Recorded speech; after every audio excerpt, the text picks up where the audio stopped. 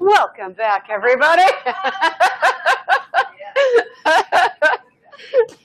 So welcome back, seriously, to part 4 of the My Energy, My Health, My Happiness series. Last one, yay! And then you graduate with awesomeness. So tonight, here's what we're going to really focus on. We're going to do a very brief review. Again, the more times you hear just that review and that reminder, the better. After that, we are going to do a little bit more on the emotional clearing side. There's still a little bit more to kind of go through with that. After that, we're going to slide right into the energy of relationships, go from there into self-healing, go from there into energy of money. We may or may not have time for the energy of money. I'm hoping so. I think everybody would like it. It's always a good one. But we'll just go as fast as we can through. So let's first of all ask, are there any questions from last time before we go? Or any comments? Okay, let's do this. All right, everyone's like, Ghost, we have time for the money. All right, so one of the things that we talked about last time is to remember that this life is a big classroom for your soul. You knew what you were getting into, you chose your parents, and you got into all of these lessons so that you can grow your soul from baby to infant to young to mature to old. Within all of those experiences, you would have been in this space where you would have been through all of the different opposites. You would have been male and female. You would have been gay and straight. You would have been in an experience where you're rich and poor. You would have been a place where you committed horrible atrocities and places where you were a beautiful, saintly person. So remember that all of the experiences in life you experience because nobody can tell you about them. Absolutely no one. We talked about how, within your body, you break down into cells.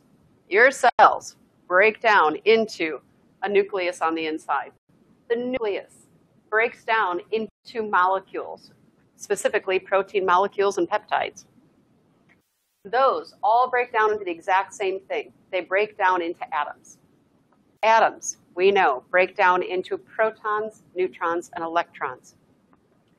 All of those, the charges are going to be increased within your body or decreased within your body based on your experiences.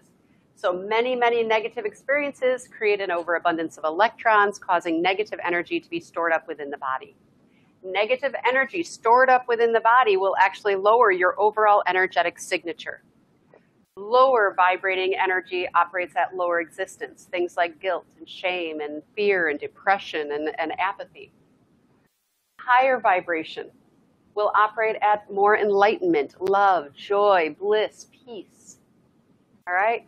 So we're going to lower our body's negative energy, or lower down into negative energy because of the earthly experiences that we have. We do that purposefully. We do that so that we can get into our lessons. So we give ourselves two things. Pituitary gland, so that we can get into fear, so that we can get into getting into stress, so that we can get into worry, so that we can get into anxious thought, so that we can get into chatter. We also give ourselves an ego. The ego keeps us in jealousy, keeps us in desire, keeps us in depression, keeps us in feeling bad, keeps us in insecurity. And we do all that, why? So that we actually engage in our lessons. If we stayed in the same vibration as to where we came from, when we're just beautiful, pure source energy, we wouldn't learn any lessons because we're just in peace. We're in beauty, we're in oneness. We come here and give ourselves this experience so that we can learn all these lessons. Are they fun? Oh, no. No, no, no. But we learn how to move through them, okay? Some of them are fun, but most of them are not, okay? So the other thing then, when we look inside of either that negative charge, that neutral charge, or that positive charge, an electron, a proton, or a neutron, we get this. We get, yes, your flower of life or your fruit of life. And that is called a biophoton. A biophoton is a point of light. That's what it is. It is exactly the same as source energy. Exactly. Only difference is this. It's not conditioned to the human experience, source energy.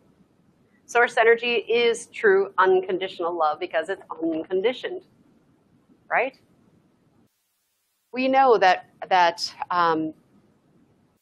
we are powerful, amazing beings. We can heal ourselves. We can let go of negative chatter. We can let go of bad feelings. We have that power within us. We have the power to physically heal ourselves. We just believe that we don't. So later today, we're going to talk about how do you do that. We also learned that we break down into chakras. We learned that chakras are real. Chakras are myofascial tissue. And what we learned is that each of the chakras, when you go through them, are going to have a function that is going to connect you to the earth. So the lower three chakras connect you to the earth. The upper chakras will connect you to source energy. All right, so it's kind of like you've got this break, and that breaking point is the heart. The heart is going to determine whether you're going to operate from here, or whether you're going to operate from here, or whether you're completely balanced, okay? We learned also that each of those chakras has a vibration. These are the actual hertz of a chakra, how many revolutions per minute it vibrates at. So it needs to be within this range. How do you get it back in this range? You let certain things go from each of the chakras. We learned about them in the first two sessions. The other thing you could do, wear the color associated with it, or allow yourself to have a singing bowl or a chime or a tuning fork played on your chakra that will vibrate along with this hertz. It's going to get you back into alignment, but here's the tricky part. If you've got negative emotions that got it out of alignment in the first place, it's not going to last very long. It's going to go right back to out of alignment.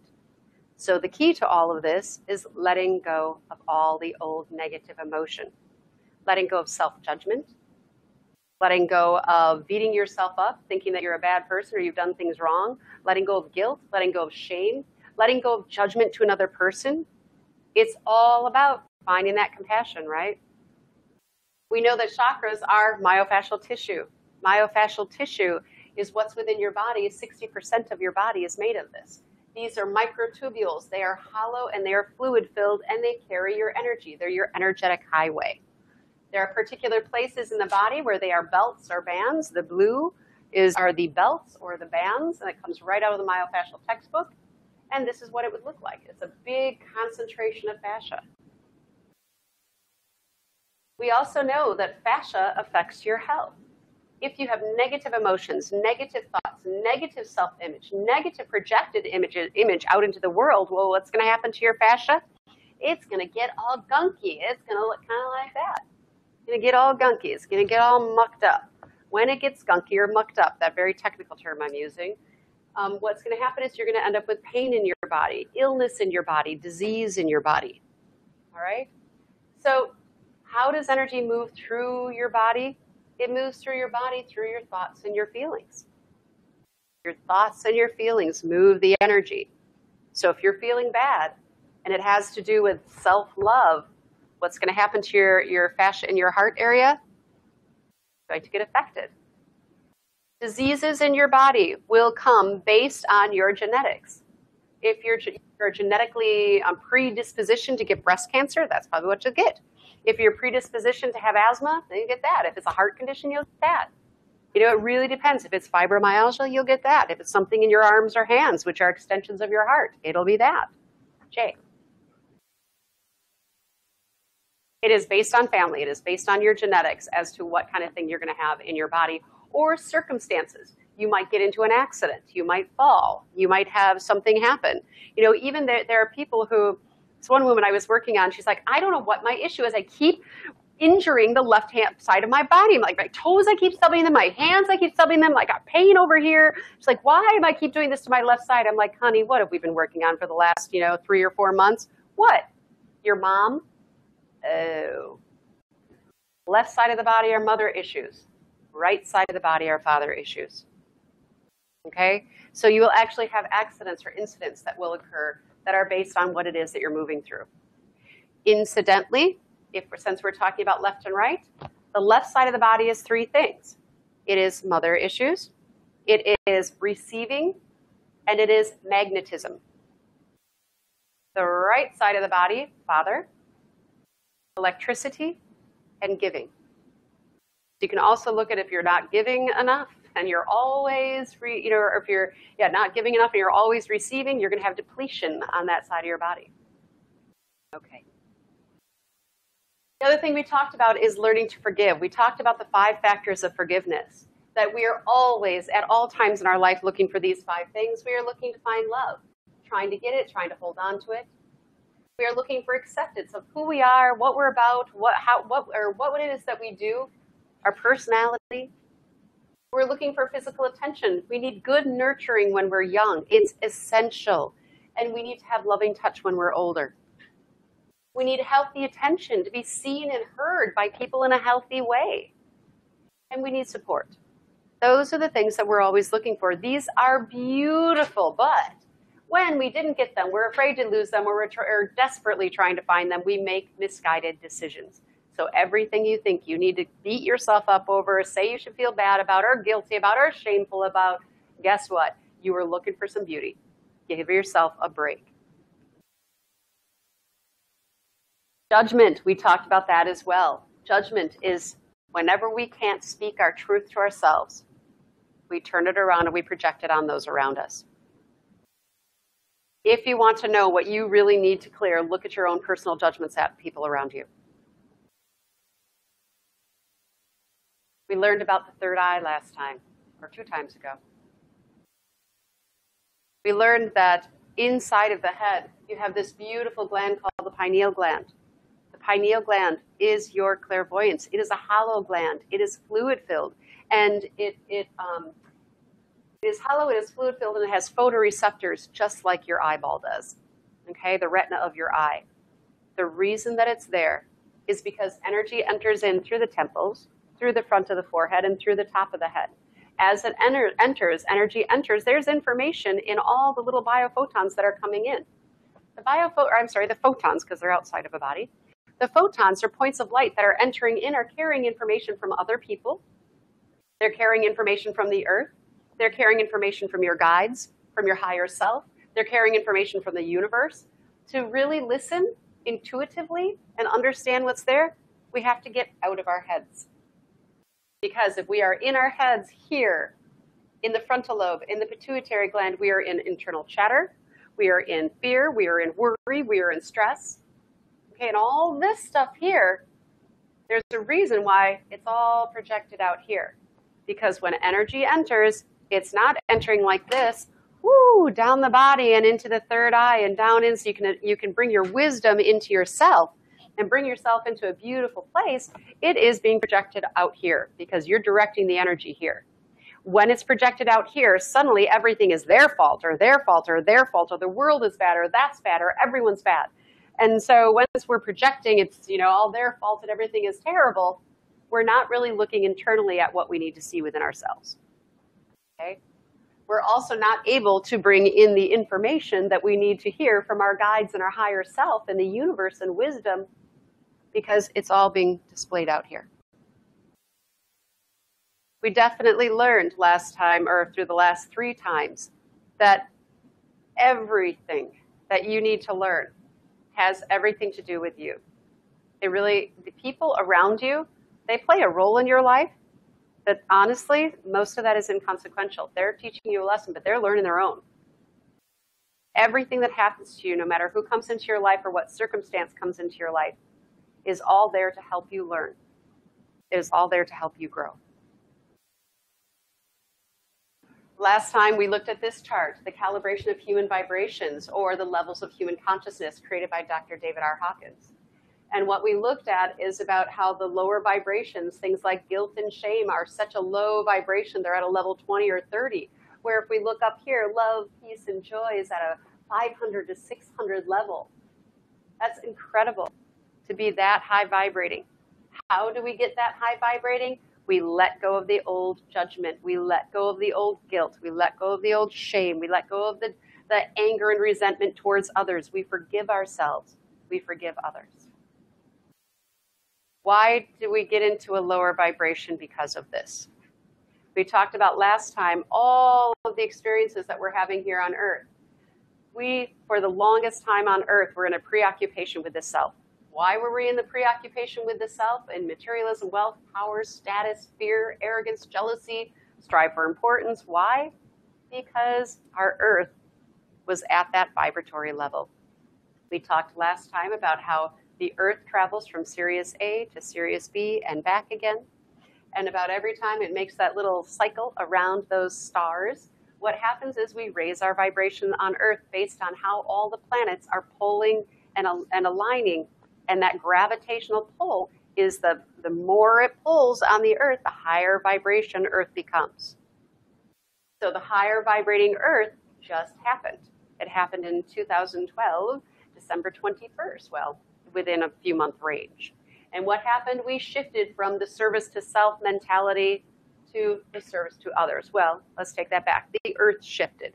The humans residing upon it are in the process of shifting. It'll take us a while to catch up. We're not as quick as the earth. We talked about this. We talked about all the positive drivers that enter into our body based on our experience in this third dimensional existence. And we found out that we've got lots of lovely positive drivers, but we also have a whole host of negative ones that occur within our body, purposefully so. When we have any of these negative drivers, insecurity, self-doubt, hatred, sadness, resentment, guilt, shame, fear, worthlessness, any of those things, we end up with personal needs and reactionary behaviors. Our personal needs, you know you've got an emotional issue to clear. If you've got the need to be right, the need to be justified, the need to be validated, the need to have control, the need to be respected, to be special, to be the center of attention, to be better than, to have power, okay, to micromanage. You also have reactionary behaviors. Okay? Reactionary behaviors are there when you are also in an emotional state that isn't healthy. So when you're judging others, criticizing others, yelling, fighting, engaging in all kinds of drama, when you're in excessive crying, when you're disengaging from others, when you're dismissive of others, you're in racism, controlling others, controlling the environment, overindulgence, eating, exercise, alcohol, drugs, sex, all of these things. Okay? Excessive gossiping, excessive judgment. What do you do when you realize that you have some of those things? We learned about you've got to move beyond the needs and reactionary behaviors. How do you do that? You have to identify what you're holding first. What are the emotional drivers that are there? You have to identify why you're holding that emotion within your body. We did that through the wonders of why, or I think we also can call it the why analysis. I've used both names. So when we went through that experience, and I believe we called it the why analysis, when we went through that, we took a reactionary need or a reactionary behavior, and we filled out this form. We filled out this form that is all about why. Why do I have that need, or why do I have that behavior? And what that does is it leads you into what's behind it all. Once you find what's behind it, then you can start to work on it. You can start to let it go. You can start to forgive yourself, forgive others, understand their journey. And then what do? You find your compassion for yourself. You find your compassion for others. You forgive yourself and others, and you release those old beliefs and behaviors. So we completed the why analysis, and then we went into this. This is one I'm going to review a little bit longer than a very quick. It is essential that we remember these components. This is stuff that we always come back to.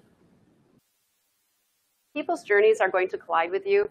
Life is going to collide with you. Your guides are going to bring in lessons, and incidentally, at the end of a lesson, if you notice that you've got this pattern that's going on in your life, and it's cycling around and cycling around and cycling around, and you can see the pattern in your life all the time.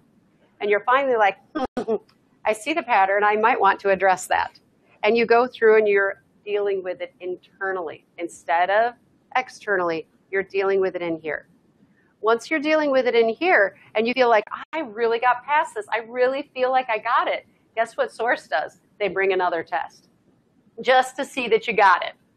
Okay? They bring in one more to say, oh, did she really get it? I don't know. Insert so-and-so who will get right in your face with what you've been working through. Right? Once they get right in your face, you have that opportunity to go, oh, here it is, darn it. Okay, breathe. I'm going to get into my compassion. Here's what I know. Everyone is equally as important as everyone else. Uniqueness is a positive. And when I say equally as important as everyone else, I don't care what they've done.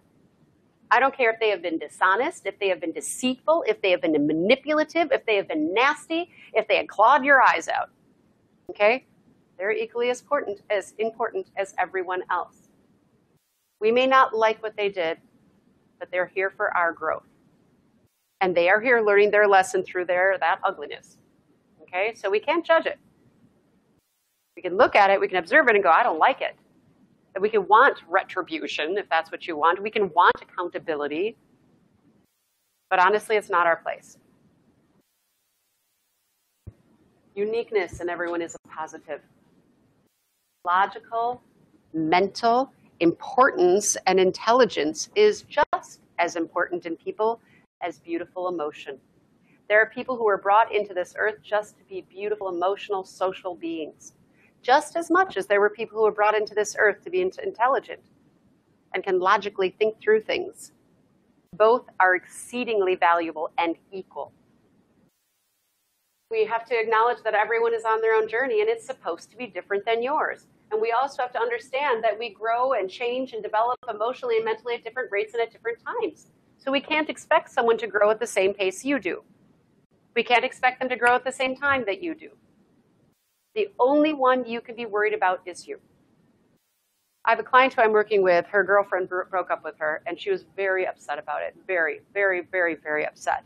Every time she was in for the first, I want to say 8-10 times that she worked with me, what can I do to help so-and-so grow? I need to help her change on her journey. What can I do to help that? Is she growing it? Is she changing it? Finally, she got it enough. Where it was like, I can't worry about her journey. I can only worry about mine. Precisely. You can't change someone on their journey. You can't make them learn fast enough for you. You can't tell them all about all this stuff if they're not ready to hear it. They have to be ready. So you allow them to come to their own determination of what is or what is not, and you let them come to their own determination of when they're ready to hear something like this. And when they're ready, it will be there. The right book will be there. The right class will be there. The right teacher will be there. The right healer will be there. It's the way it is. Okay? So what do? We find compassion for all. That is essential to having a balanced life. Are you balanced? If you're constantly feeling sick and sad about all of the turmoil that's going on in life, the starving children in Africa, the women who are being suppressed, is this helpful? The racism, the segregation, big banking, big business, big pharma, is it helpful? No. It is not helpful at all for you to be worried and upset about it. If you're worried or upset about it, remember what you're doing. You are taking all that negative energy that you've got about it and you're throwing it at it, feeding the issue. I have said this many times, and I may somehow regret it, but those stupid little pink ribbons must stop, okay? They must stop. We are constantly focusing on breast cancer this, breast cancer that. But have you noticed that breast cancer has increased? You don't think that's because we're constantly focusing on it and putting all this negative attention toward it? I'm sorry, those pink ribbons make a lot of money. Let's not forget that that's out there to do that. Okay, do I have empathy? Yes, I have 3 grandparents who died of cancer. My father has cancer. Is it serious? Yeah. But when you promote it in that way, is it really helpful? When you get upset about it, is it helpful?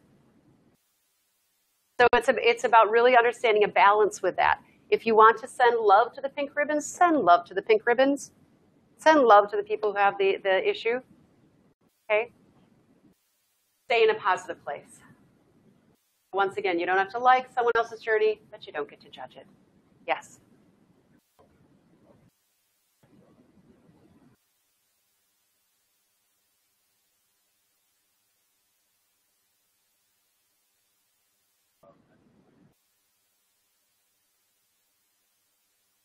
I don't know the story, so I can't. Oh, yes. Political corruption. Yeah. Oh, is it out there? Sure. You know, is big business inappropriate? Totally. You know, do I wish we didn't have things like McDonald's and Burger King? Yes, I do. But you know what? It doesn't pay to worry about it, right? It really doesn't. You know, can we do great things? Yes. Send some love, do something to make a positive change. Charlie and I do not like the healthcare system that's out there. But you know what we're doing? We're not getting mad about it. We're not getting upset about it. We're starting something beautiful. Okay. So the other thing that we talked about are the 6 rules of wisdom. Love yourself and others unconditionally with compassion and understanding. That's what this stuff is all about. To find your wisdom and compassion, that is that first one. When you are applying that wisdom, you do have love for yourself and others unconditionally with compassion and understanding. We have to look within our own heart to find your own personal path of enlightenment. You can find tools like a great book. This workshop will help, but no healer, no book, no workshop is going to heal you. The only one who can heal you is you. The rest are tools. Come to your own realization of what is or is not, and that's kind of what we were talking about with you cannot tell anyone any of this until they're ready. Work for the good of all instead of the good of one. Allow others to make their own choices on their path, whether it's approved of by you or not. And just be. Let life unfold. Don't force, don't expect, don't lament, and don't overplan. We went through finding your compassion worksheet. We did that by trying to apply with the 3 different wisdoms to every situation that comes your way. First of all, it's about finding compassion for yourself in any situation. Second of all, it's about finding compassion for others. And third, it's in finding wisdom to the whole situation.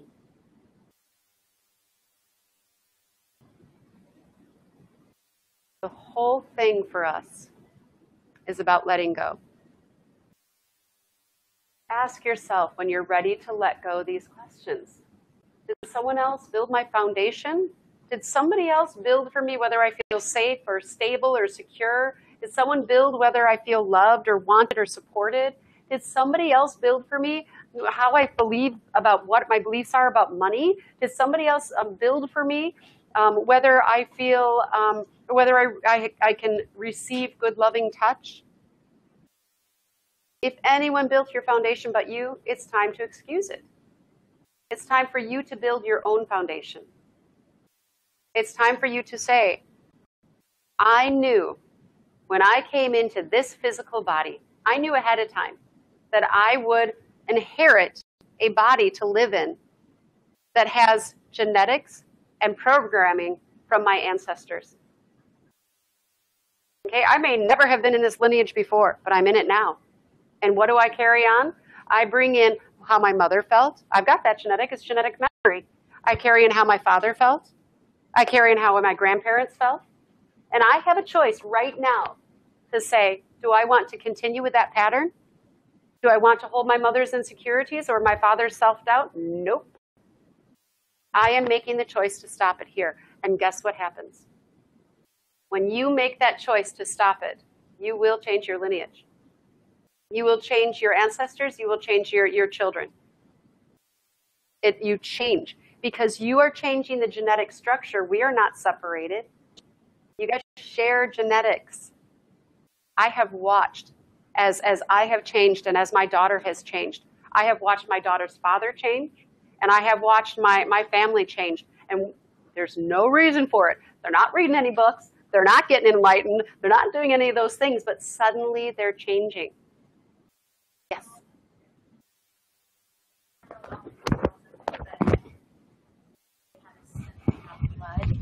And the study showed that by changing blood, like they can take blood outside of your body, and then they would do tests to put nutrients into that blood, your body would react to it. So it shows like how the molecules, what you're saying. It really is miraculous, and there are a few different studies on that. One of them is with a plant, and what they did is they put a plant in another room. They took some of the plant cells out. They went to the plant in the other room, and they had electrodes hooked up to the plant cells. And they went in the other room, and they said, let's light the plant on fire. And the plants in the Petri dish, where the cells were going nuts. It was vibrating in this panic, way of panic. And They did the same thing with enzymes from, it was like yogurt enzymes or something like that. They took the yogurt enzymes away from the little cup of yogurt and they put it over here and they mixed in some food. Well, over there, it was the test subject was reacting because it wanted food too. It was all excited. Okay, so they show that, you know, we don't, just because we're not in this body, it doesn't matter. You're sharing genetics, you're sharing the information with your family. You're going to change them as you change. Paulo Coelho said it best. He said, when you change, everyone around you changes. Okay? So decide whether you want to stay in the foundation that was built for you when you were a child, or say, I'm taking control. I'm taking my own internal empowerment, and I'm letting go. And I know that as I let go of my self-esteem, my mother's self-esteem is getting better. The other thing is to ask yourself, are someone else's words describing me? Do I have somebody else's recording going off in my head? Is that what's happening there? You will never succeed. You're not good enough. You're a pain in the ass. Okay? These are all words that I've heard from my clients that their parents have said to them. There are some way worse. I won't repeat those. Are those words describing you? Are they describing belief systems within you? Money is hard to come by. It's always a struggle. Money is evil. Okay? Government is bad. Ooh. Okay. What is that doing to the inside of you? Thinking about this. Wasn't I always seeking the 5 factors? Can I forgive me? Thinking about this. Aren't I a part of source energy? Aren't I exactly the same? I'm just in this human existence, this experience. Yeah, I am. Aren't I a beautiful soul? I have said this before and I'll say it again. One of my favorite pieces that Source has given me is when I look at people, I can see who they are behind the human conditioning. I get to see little video clips of them. I get to see their soul in all their multiple colors. Never have I ever, despite whatever pain in the ass human is in front of me, never have I ever met a soul that I don't like. They're amazing. They're beautiful. And I'll tell you honestly, they're always smiling and laughing. Always. Always. We're just in the human condition. So what do we want to do? We want to judge people. We want to get upset with them and say how awful they are. But you know what? Honestly, they're just as beautiful as you and I. We're all source. The other thing that we talked about, and I had to rush past this a little bit so that I could get finished up last time, so I'm going to take a little bit more time on this, and then we're going to do some meditating. A lot of times, you have to go back and treat who created the negative emotion, the needs, and the behaviors within you. It is important to go back and ask yourself, what younger version of me created my insecurity? What younger version of me created my self-doubt? What younger version of me created whatever? Okay? Sometimes you can find it. Sometimes, guys, you were born with it. It came in from a past life. But what this is about is any of these that we can find in this lifetime, it's important to go back to them. So in meditation, we go back to a younger version of us. Sometimes what we need to do with that younger version is love them, nurture them, take them out of unsafe situations and let them feel safe. Okay? We need to go back to situations and we need to empower them. And we need to let them see how amazingly beautiful they are.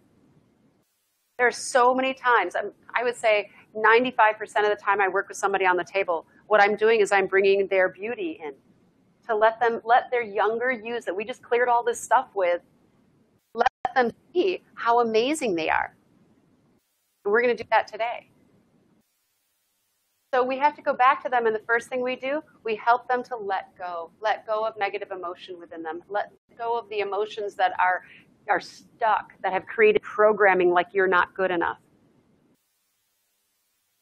After we do that, we take them and we talk with them.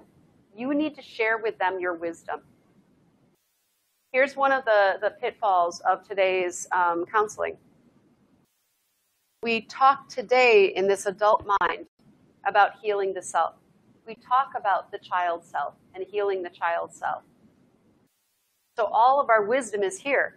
I'm okay now. I forgave my mom. Everything is okay. I don't hold resentment. I get why she did what she did. I get her. Does your 12-year-old know that? No. You do have to go back and work with the 12-year-old.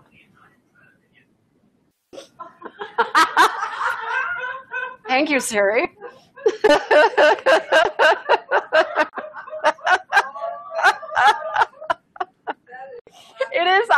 It is on. Everything's off. It's just plugged in.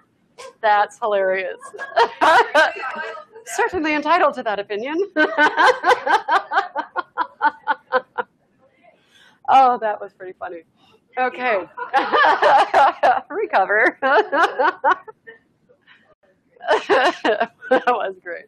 And I am entitled to that opinion. The opinion that you have to go back and you actually have to share your wisdom that you gained. You have to share the wisdom that you gained as an adult with your younger yous. If you don't change them, you don't change you. The programming stays. Make sense? And here's the other thing we have to do. We have to get into that place of accepting that we are a human being. We're having a human experience. And it's not bad to have the human experience. We asked for it. We wanted it. Signed up with color, flying colors. Yes! All right. Bad situations are our greatest teachers. Remember the story that I shared with you last time about the littlest angel who said, I get to go to Earth, really excited about it, and I get to go learn lessons. And who did he recruit? This young little angel who was going to come and help him and was so excited about it. And she said, but you have to remember, I'm going to betray you. Please remember I love you when I betray you. And the whole story for this little angel is when he goes to Earth, she's his wife and betrays him. And it's harmful. But that bad situation was the teaching that he asked for and was excited to come down and have. The other thing is you can't avoid the human experience. You're human. So when you screw up, when you get mad, when you tell somebody they're a big poopy head, and you really enjoy doing it, don't beat yourself up. Okay? It's going to happen. But what do? We recover very quickly. Okay, maybe only I call people poopy heads. But that would be my 12-year-old mentality. So we have to actually love the experience that we're in, regardless of our behavior. Do we check our own behavior? Yeah. Is it right for us to have called them a poopy head? No. Do we wish we hadn't? Yes. But to beat yourself up for it? Okay, we just learn for next time. You didn't come here to be in peace. Another thing to remember, accept that you're having the human experience. So, on all of that stuff, tell me where you're at.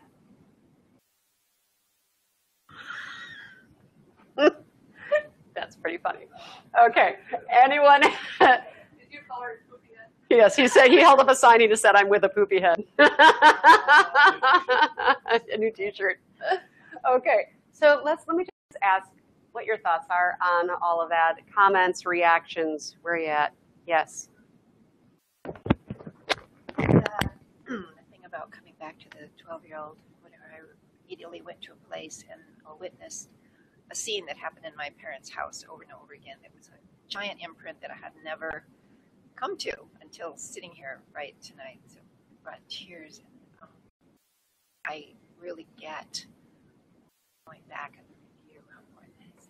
Oh, you're welcome. It is so important. And that's one of the things I've treated many counselors and psychologists. And when they really have told me, I've forgotten and I've let go. I mean, I've worked on myself for years. And they get on the table. And when we go back to their children, they're a bawling mess.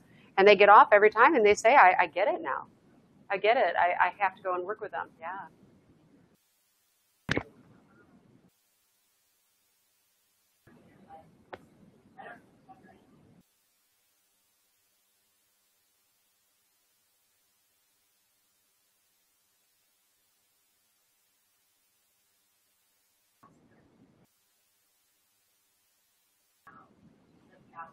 Yeah, yeah. So what she was explaining is that, you know, what if you don't remember? And she shared a story about how, you know, she didn't know her, you know, didn't remember her mother, and for a long time her mother had left, and she doesn't remember before age 5. And her mother said, don't go in the past and don't look, you know, but that's your mom's issue. and what it is, and she said it's the exact opposite of what you're feeling. Well, what's going to happen is this, is that you may not have memories, but your body remembers. It does not forget. So what you do is you don't go back looking for memories. You go back feeling the energy. And you ask your body, take me back to my 5-year-old. And you feel the energy. You don't have to have a memory, but you can feel it. And you nurture and you love that beautiful 5-year-old. You let them know about you today. You let them know your wisdom. You let them understand your mom. You know, you do those types of things, and that is going to heal you. And that 5-year-old will know you're there. The same thing, past lives, guys, the same thing. I've had many clients go back to the womb, right? Any other questions, thoughts? Okay, we're going to do an emotional clearing, so I want you to get nice and comfortable. The radio.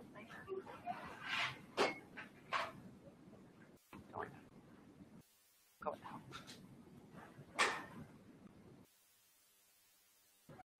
All right. The thing to remember in meditation is just don't cross. I'm trying not to have like body parts all totally crossed. If you want to sit cross-legged, that's fine. But you know, you just want to keep your arms kind of open a little bit because we want the energy to be flowing well within the body.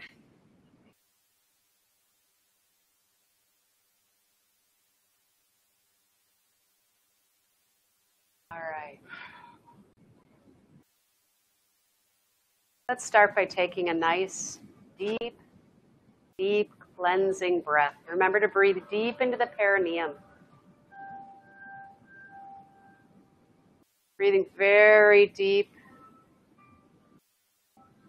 allowing the body to relax. Sinking in.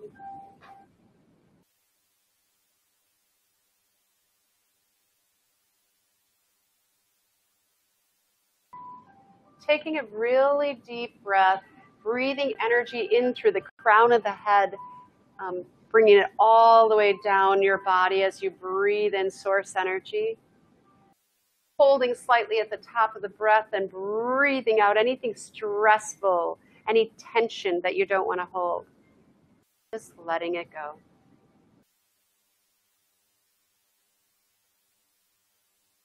Allow yourself to take one last deep cleansing breath.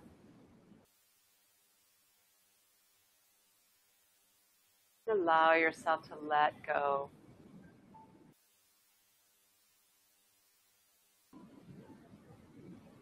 First thing that I'd like you to do is imagine that your feet are growing energetic roots, and you're growing them into Mother Earth. And as your energy is growing into Mother Earth, you are feeling her warmth, her stability, her safety.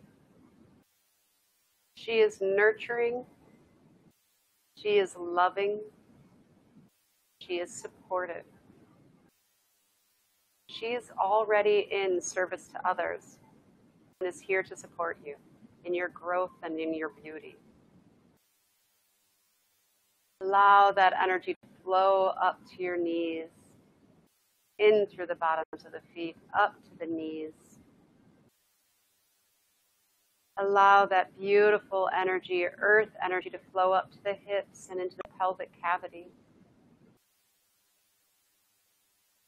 Allow that amazing energy to flow into the abdomen, up into the chest, feeling supported, feeling safe, feeling loved. Allow this energy to flow down your arms and out each and every fingertip.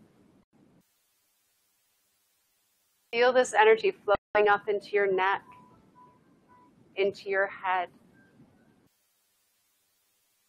Feel it flowing out the top of the head and flowing into earth energy, flowing into the energy field around your body.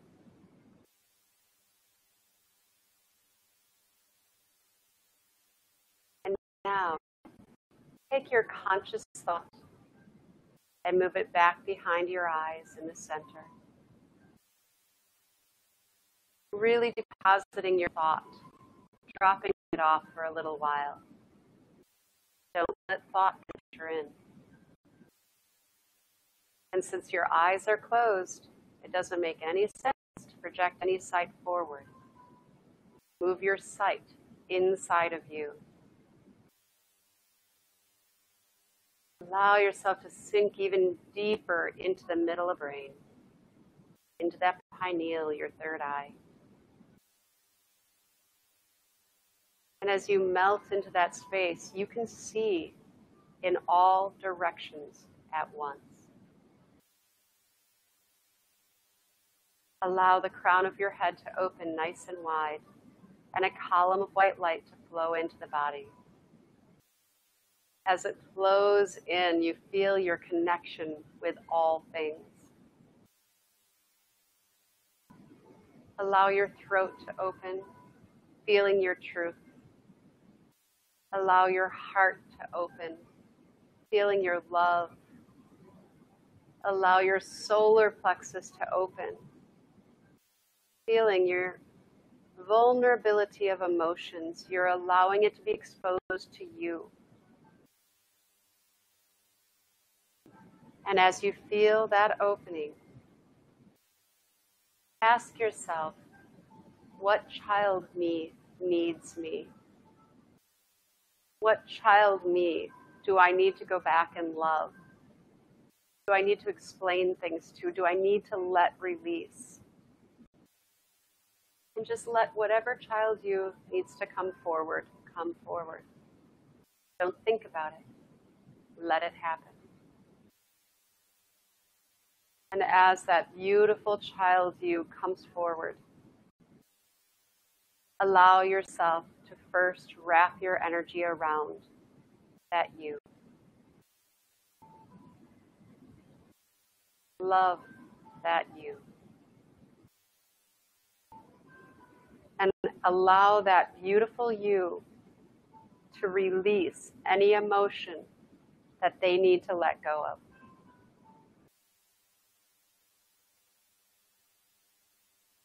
Tell them that you are releasing with them. Surrender the emotion.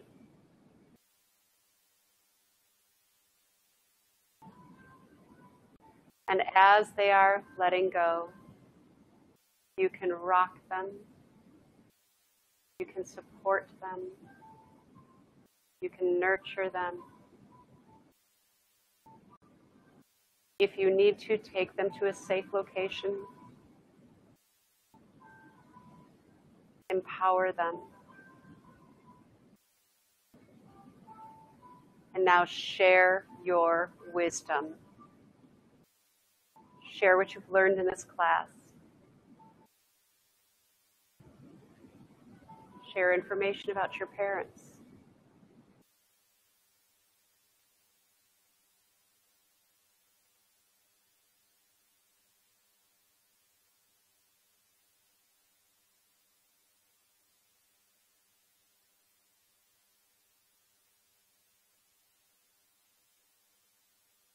Now, holding that beautiful you close to you,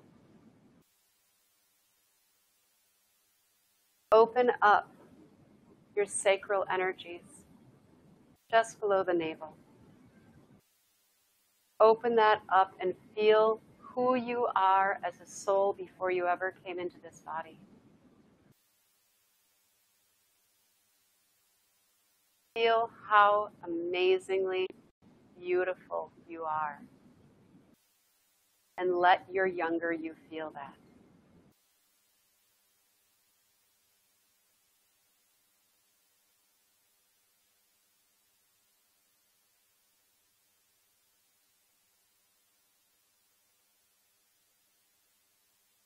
And then just for a moment, play. Just play with your younger you. any way that you see fit, whether it's you yesterday or you from 20, 30, 40, even 50 or 60 years ago. Play.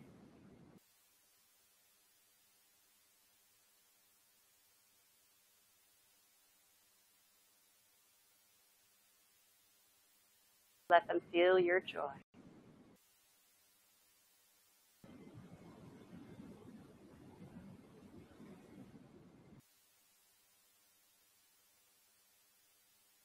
And now, allow that beautiful younger you to move into your soul, because that's where they reside anyway. And as they move in, allow them to feel support, love, acceptance. Feel your nurturing acceptance.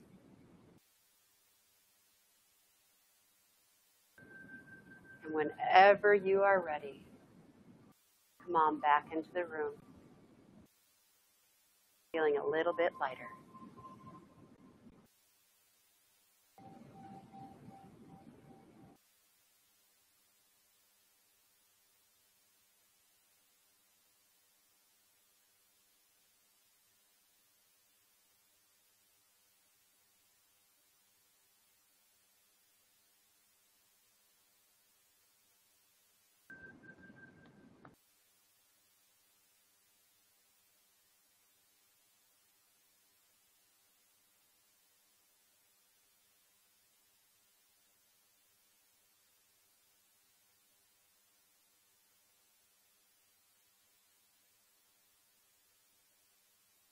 Let that go for everyone.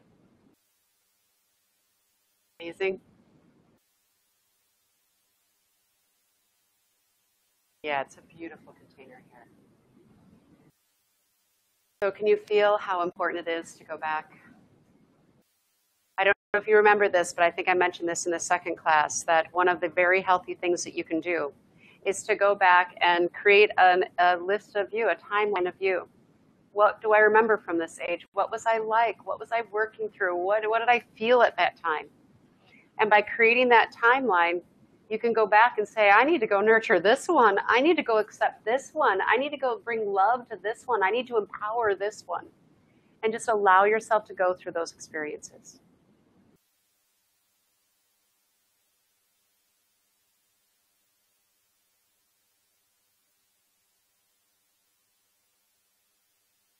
We're going to shift now. Now we're rolling. Now we're going to go. This stuff will go fairly quickly because you guys now have all the basics under your belt. Once you have the basics of all of this understanding, now we can branch off into other areas like money and relationships and healing. Okay? So this is going to go somewhat quickly. We're going to talk first of all about the energy of relationships. This right here is your energetic atmosphere. All of us carry an energetic atmosphere, all right? This energetic atmosphere is just like the Earth has one, we do too. It is 24 inches out from your body. This is your energy field. Your energy field is carrying all of your little biophotons because here's the news flash, you can't contain them. They cannot be contained. You're not solid. So your little biophotons are floating out over into here and floating into everyone around you, but you've got a concentrated area right here. Okay? Whoops, there we go. So if you think about your energy and you know that you can't contain it, we need to think about how everything in life is energy then. The air is energy. Okay, the trees are energy, the floor is energy, the building is energy, everything is energy. The glasses on top of Oceana's head are energy. Everything is energy, all right? And everything carries an energy. Not only do people carry an energy, situations actually develop their own energy. All right, so if there's conflict, that creates its own energy. A wedding will create an energy around it. Meetings will create an energy. The Heal Center has its own energy.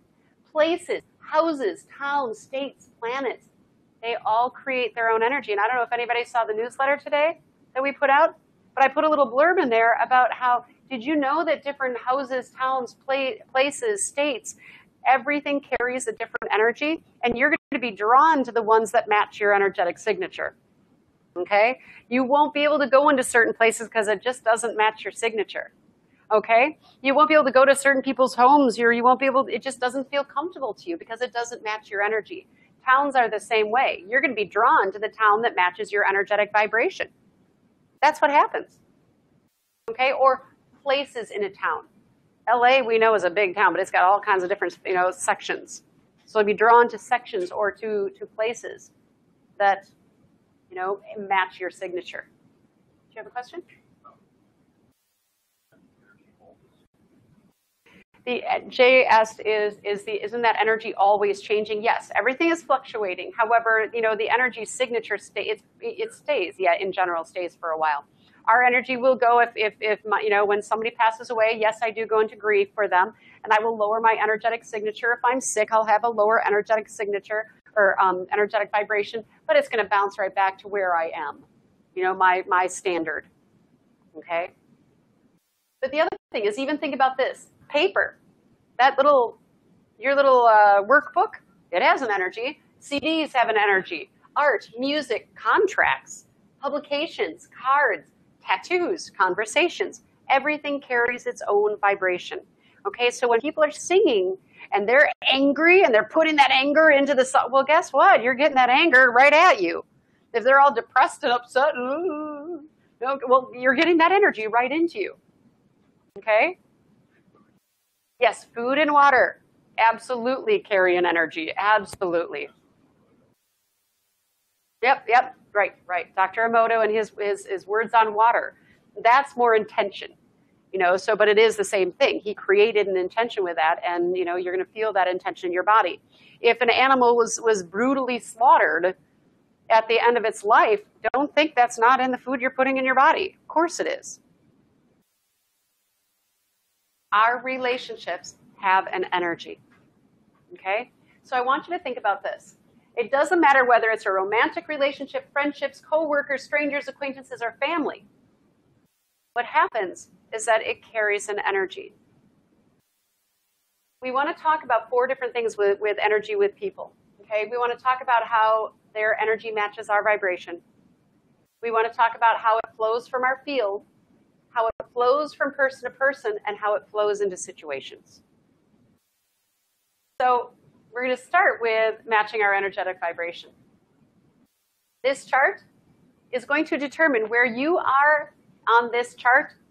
When I was down in here, guilt and shame, guess what I brought in for relationships? Ooh, an abusive boyfriend. Oh, what did I bring in for friendships? A very shallow group of friends who didn't really have my best interest in mind. All right? That's what I brought in because that's where my energy was. How were the situations with my friends? Drama, and more drama. What happened with my family? Drama and more drama. Okay? I brought that in because that's where I was. There were certain people in my family who weren't bringing in that drama, and we were the same family. But I got the drama drawn to me because partly I was initiating a lot of it. Okay, and I was engaging in a lot of it because I needed to be right and validated and special. All right? So all those things were there because of me. Right? When I changed my vibration, what happened? All of those friends just left. The boyfriend gone. Suddenly I get Charlie and Eli. Whew, awesome. That was beautiful. I brought in people who are amazing. Suddenly my family and I don't have any drama. My friends and my daughter and I don't have drama. Well, okay, occasional. But, we're human. And we are mother and daughter. So, but really it lasts like that and then it's done. It's amazing. Everything changes. Okay? So your relationships around you are a product of you, and don't think that they're anything but. So let's think about this. Aside from that, you're going to draw things into your life, okay, based on what's flowing from your field. So I want you to think of this. There's your great little biophoton, right? Okay? Remember that it's a hexagonal shape, and guess what? Hexagons, when we draw them out 3-dimensionally, are prisms. What are prisms? Prisms are crystals. What are crystals? Crystals are microchips. And what do microchips do? They hold information. So your little biophotons have all of this programming, information. Okay? So let's just say that you've got a situation where you're mad at someone. Just keep that in mind.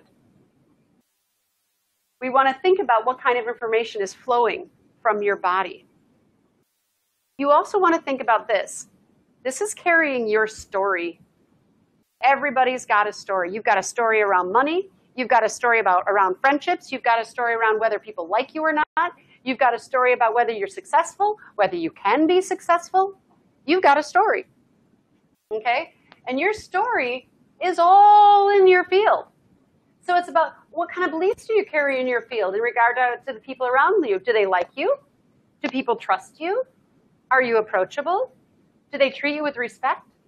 Do they judge you? Do they want to be your friend? What is your story? That's a painful thing to look at, but a necessary thing to look at.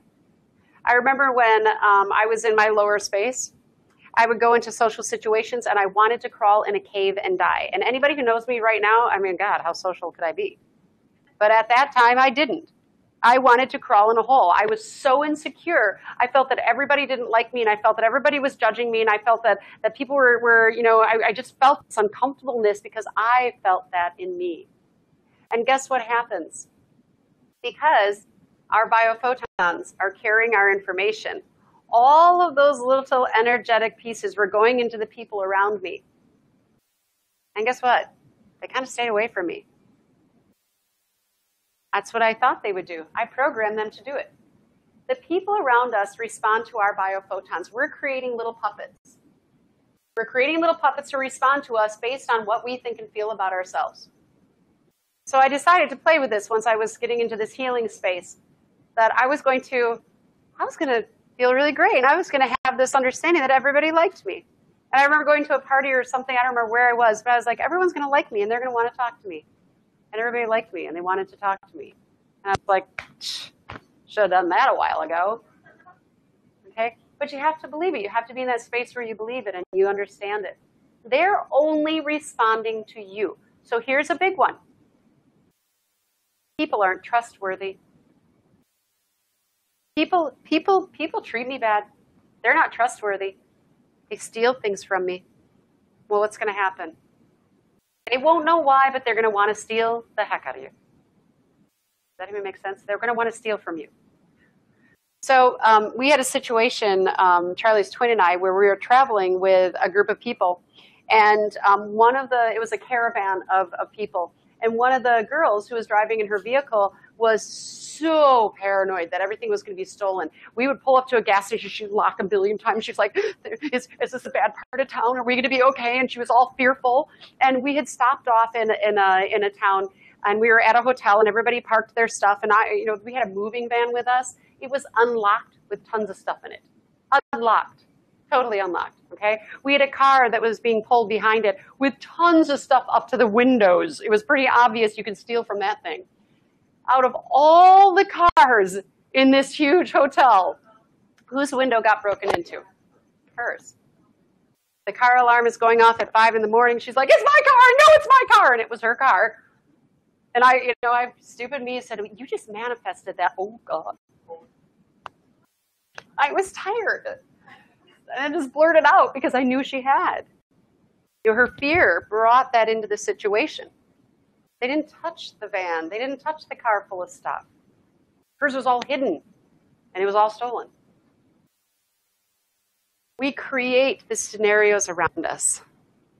There's another situation. There was a girl who when she was married, her husband was always saying, people are always, what did he say? Always criticizing me. Everybody criticizes me. And she's a really nice person, and she doesn't criticize anyone. And she said, I remember the day that I was like, we were walking, and I don't know what it was. I wanted to turn around and criticize him. And she was like, what am I thinking? And she's like, oh my God, that wasn't me. That was him.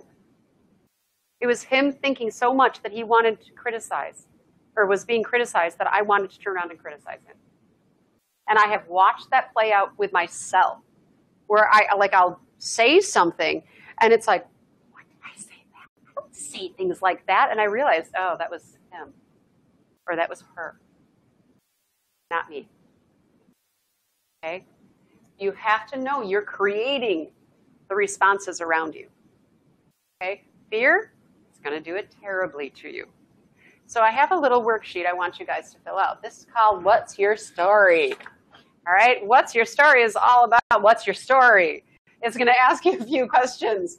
Those of you who are at home, all you want to do is you just want to think about, what do you carry in your field?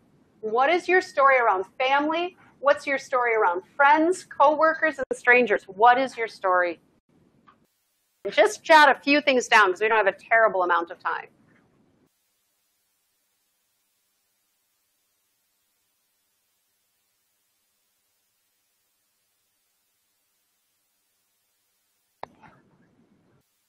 Clipboard.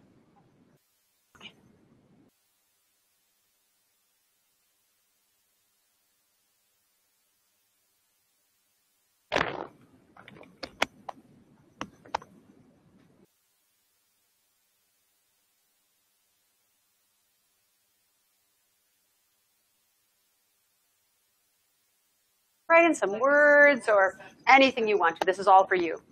You can just think about it if you want to. There's no direction on this.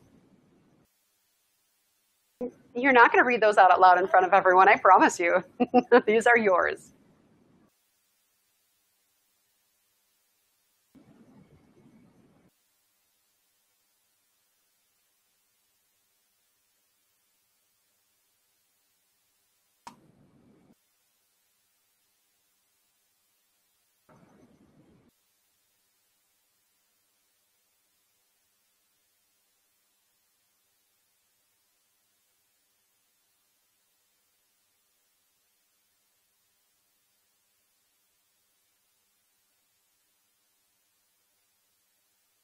And when you're finished with this, it's a great time to take a break if you need to. You know, grab some tea, use the restroom, stretch your legs.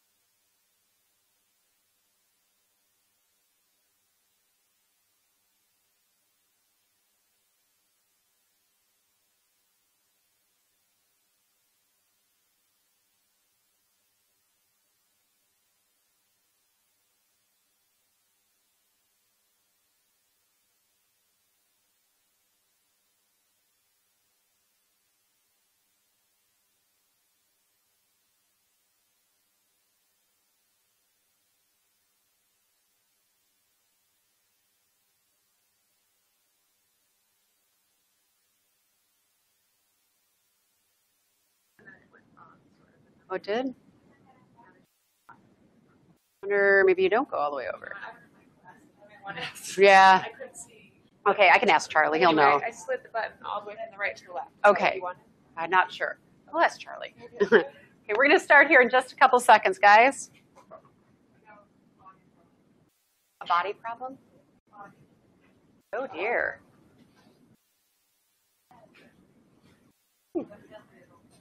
Oh.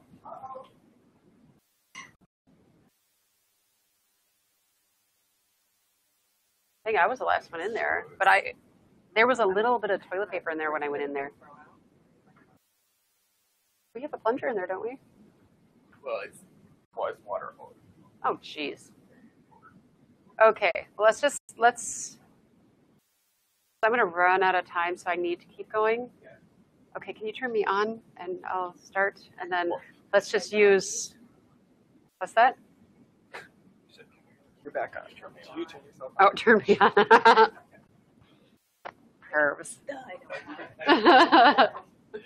All right. Just because of the sake of time, we're going to run out so quickly. Sorry about that.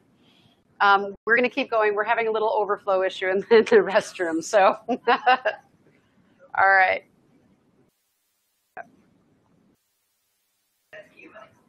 Right. Okay, so one of the things to do when it comes to your story is that it's important that you start to retrain your story. And especially when it comes to things like relationships and money, here's what's going to happen with you. When you retrain your story, you're going to think you're full of duty when you first start saying it. People love me. They really love me. They love talking to me. That's so baloney. I don't believe that. Okay, will you keep saying it, please? Eventually, if you keep saying it and you keep making it your story, it becomes your story. I had a story about sleep.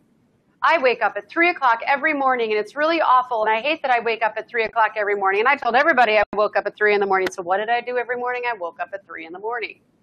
And when I started to tell people, all right, I'm just changing my story. I'm telling everybody I sleep like a rock. I sleep like a rock. You know, people complain about their sleep. I'm like, I sleep like a rock. You know, and honestly, what happened? I sleep like a rock now. Like nothing disturbs me. I'm just like, out. So you just have to really be careful about the story that you're creating. And when you first change your story, know it's going to sound a little false. But when you start to tell yourself that story enough, guess what? You believe it. And it becomes your reality. He's ready. So we're going to move now into a little bit more in the energy of relationship. We're going to talk about how it flows from person to person. This is critical. So I want you to think about a relationship that you had or an argument that you had with someone or a drama fest that you had going on with someone, okay? And in this drama fest, I've got two girls just to kind of just explain this. This one is saying, I'm just not playing her game. It's over. And this one is saying, I'm hurt, but I let it go. I'm over it. I'm fine. I'm just really hurt. Okay, so we've got two different women reacting to each other in two very different ways. What you have is when you have energy of any kind going toward another person, you are actually creating these energetic little tentacles that will go into them. And in these cases, here it is. Let's look at the girl who is feeling wounded. I feel wounded is going and directed to her. You betrayed me. You hurt me. Okay? This girl, you lied. I am angry at you. Okay? Whatever your energy is that you have directed at someone, you have to check your words. What is being directed to them? Whether it's, even if you think it's true, you betrayed me. If you're upset about it, guess what? The energy is being directed. You are creating this open line of energetic tentacles, okay? So these energetic tentacles are coming out from you and going to each other. It is creating the energy of the situation. So this situation has an energy all of its own. How do you keep the energy alive of that situation? You feed it. What are you feeding it with? Those words. Okay? So these words are creating a situation. And if we think of any of these words, what level of vibration are we at with that? Pretty low. Okay, this is a colossal mess. All right? When you've got that going toward, even if you're in this girl's situation, I'm hurt, but I let it go. I'm over it. I'm hurt. Okay, so she's not outwardly angry, but she's wounded. Look at her words. I feel wounded. You betrayed me. You hurt me. She's playing a victim. She might very well have good reason to be the victim, but anytime you play the victim, that's low energy too. Nobody's a victim to this life. We're bringing these in. Yes. It is an entanglement. It's a big entanglement. And what happens is that anything other than understanding, compassion, and love is going to create this. Okay? So here we have these girls with this whole energetic tentacles that are connected to their emotions, and they're feeding the conflict. Think about how you have fed an issue with another person. Have you sent energy to someone else? Just think about it. How have you fed it? First thing that you need to do is you need to always analyze your own energy.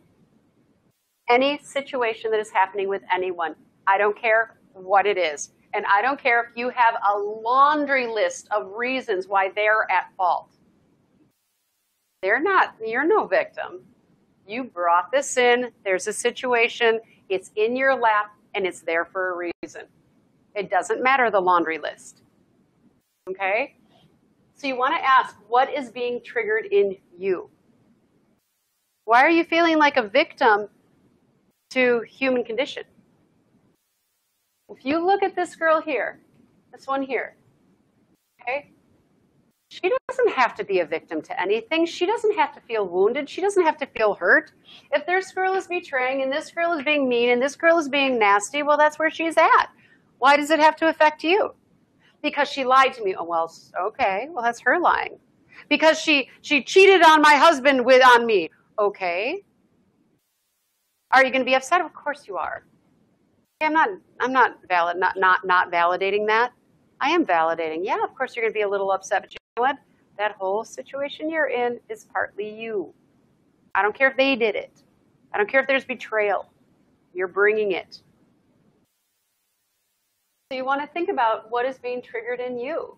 What do you have to learn from this conflict, and where is your energetic signature? Those are your questions. Okay? What do you have to learn from this is a very healthy one for you to think about. Why is this brought into your realm? The second thing is to find your compassion. How is the other person being triggered by you? Really think about that. That's a big one. And they are being triggered by you, or you two would not be in conflict.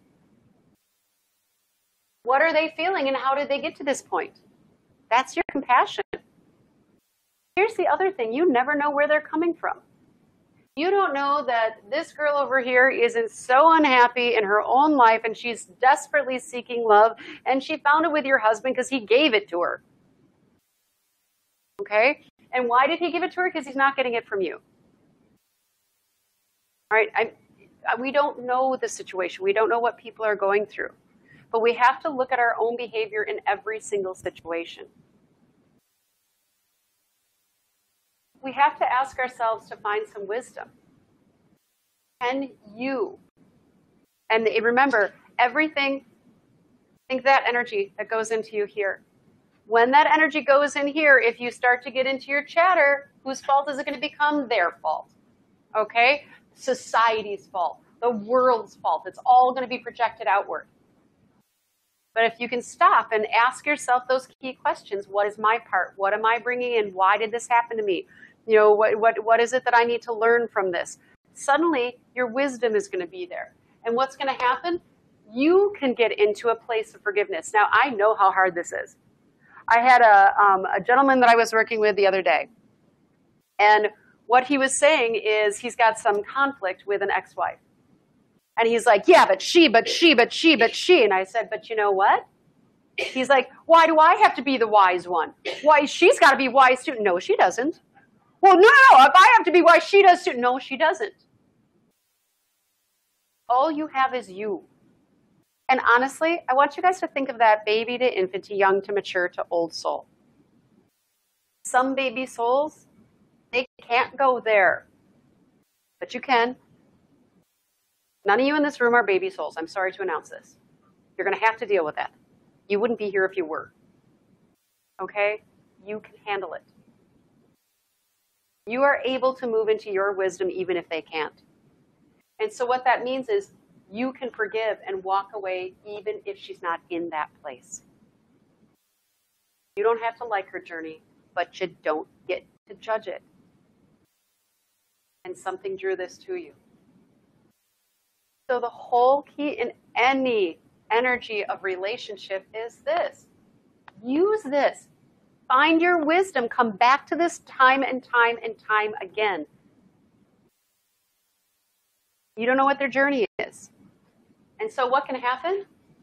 You can remove your tentacles and you can block theirs. Okay, let me explain that. I do this a lot with people, a lot, because conflict is there with people. Once you examine yourself and you say, okay, what emotions do I have going at them? I've got this judgment, I've got that judgment, I've got this hurt, I've got this wounding, I'm a victim, I'm mad, and I think they're just a big poopy head. Okay? So, yeah. So you got that going into them.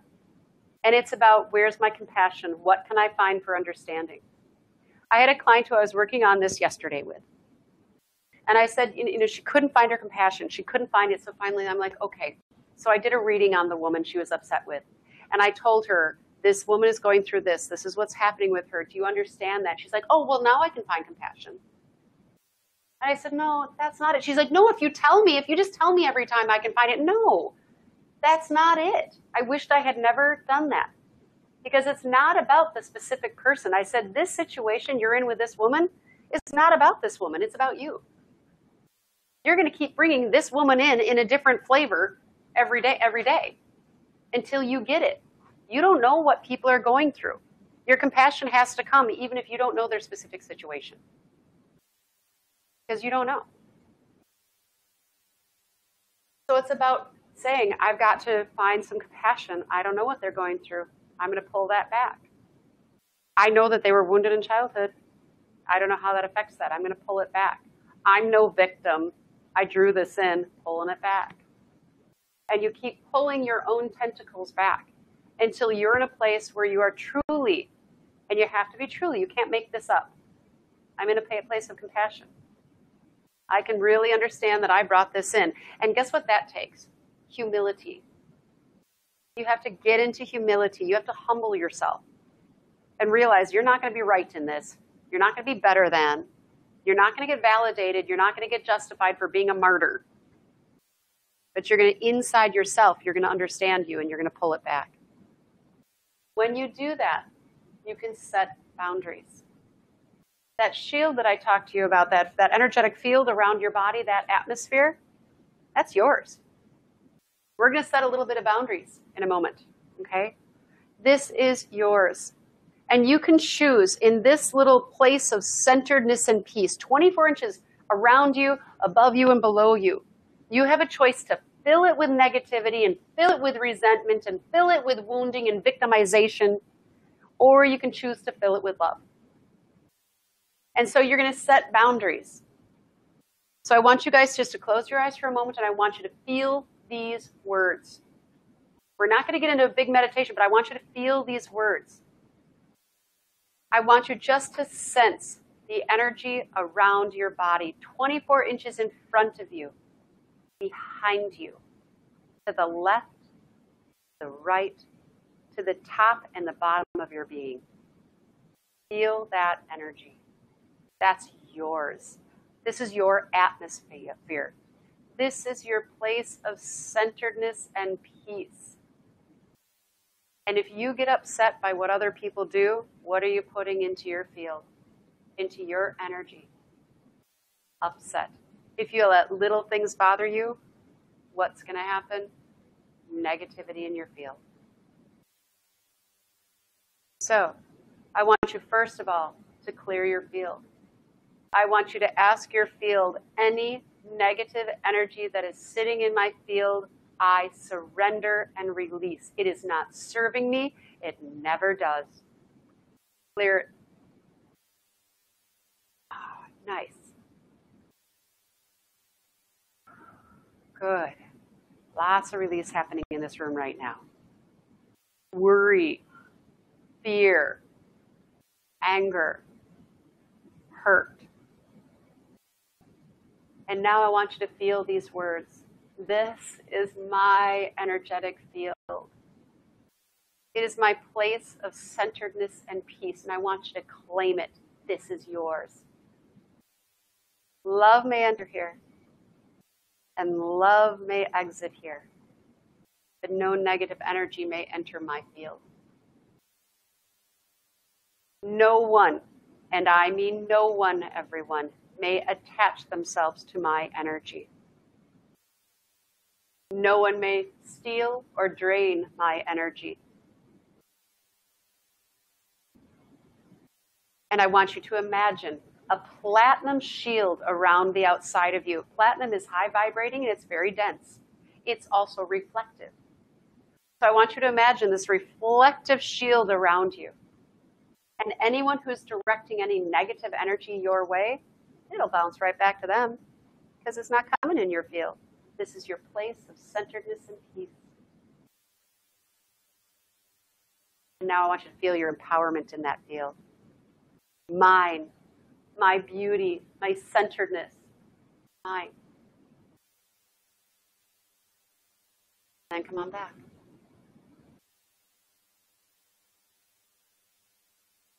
You can easily do that in any situation. The other thing that you can do is you can communicate with whoever is upset with you. Once you have yourself in check, you can communicate with them by getting into a meditative state, getting into your pineal, because when you're in your pineal gland, there is no time, there is no space. All right? And what you can do is imagine what you feel like in their presence. What do I feel like when I'm around them? Try to keep anger out of there, but okay. What do I feel like? Okay, and I'm going to call them to me. And have a conversation, but there are some rules. Here's the rule. Get your ego out of there. You are not going to convince them of anything, and you're not going to manipulate them. You are going to share with them what they need to understand about you. No ego, no manipulation, no trying to convince. You're just sharing blatant honesty about what they need to understand about you. And it is amazing how effective that is. I've had multitude of people who didn't believe that it would affect anything. And they have texted me or called me or emailed me to tell me, oh my God, that totally worked. They respond so differently to me. Yeah, because you changed you. Everyone around you changes.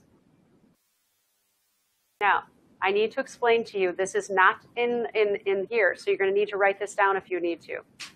These are the ways that you will break down your barriers where all this energy can come right back in. Okay? Here's how you're going to break it down. If you reform any of your tentacles, if you get angry again, if you feel a victim again, if you feel, that they've done you wrong, if you can't find your compassion, you're going to open it all up and they're going to get it right back in. Okay? And you've reformed yours. Okay? The other thing, though, is to really think about how you break down your barrier when you feel sorry for someone.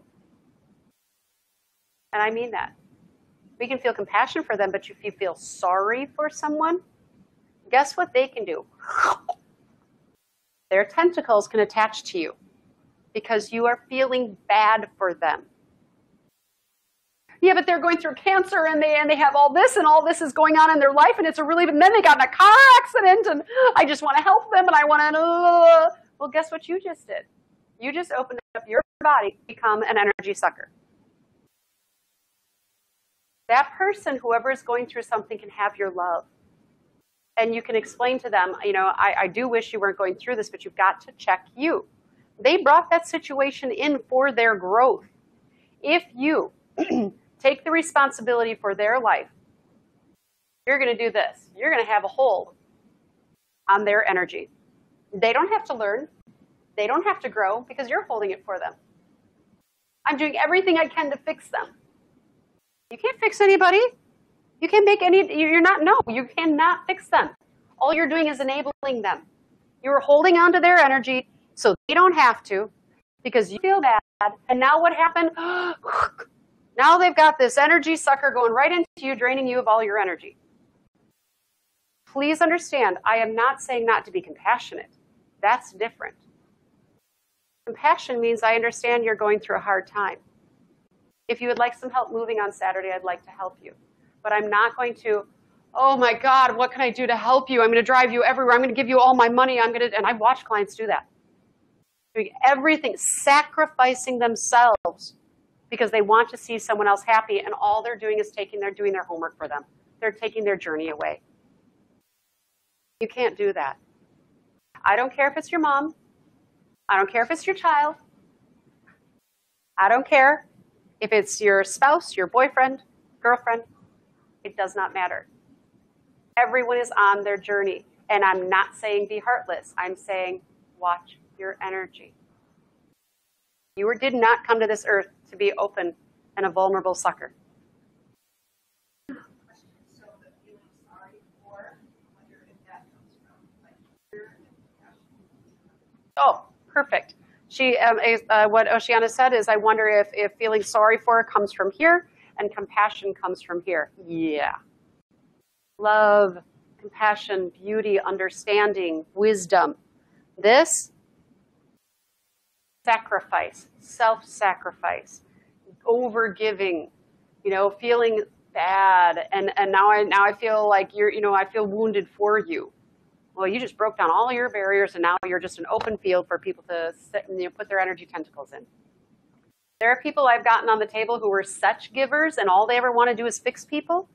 The fixers, I call them little Miss Fix-It. I'm like, okay, Miss Fix-It, get on the table. Let's get all of these people off of you. And I felt like tons of people like retrieving their energy from this woman, and I'm like, how did you even function with all these people on you? You cannot fix people.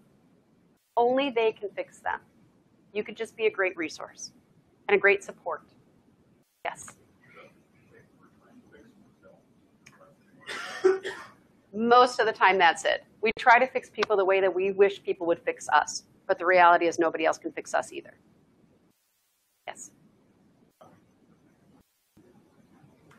Absolutely. Allowing the vampire to attach. So when we think about this whole situation, it is about getting you into a good space. When you do that, eventually, whoever big baddie is, they're going to fade away because you're not feeding the situation anymore. You have blocked it. Your energy is not allowed in my field, and I'm sorry that you're in a bad place. I cannot own that. That is yours. I'm going to get myself into a great space. I'm going to get my field into a great space. I'm going to check, did I do something inappropriate? And if you did, learn from it. Apologize for it. I can take ownership for what I did, and I'm sorry that I did that. I probably shouldn't have yelled at you and called you a poopy head. Okay? But once we are done with that, what we're going to do, I'm sorry, that's just so silly, my example today. What you're going to do is once you get into that great space, you've got to stay there. You've got to stay there. And I can guarantee you, too, they will try. They're going to come knocking, okay? And it's going to test you. And when there's nothing there, it's going to go away. Okay? Yes.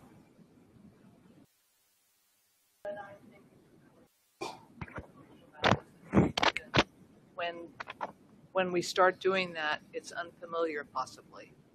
So we have to trust the unfamiliar. Yeah, it is very unfamiliar. It's unfamiliar for us to step into that territory of being very vulnerable, of really finding your humility, and about trusting that they're gonna do their part and leave you alone eventually. But it happens. Just try it.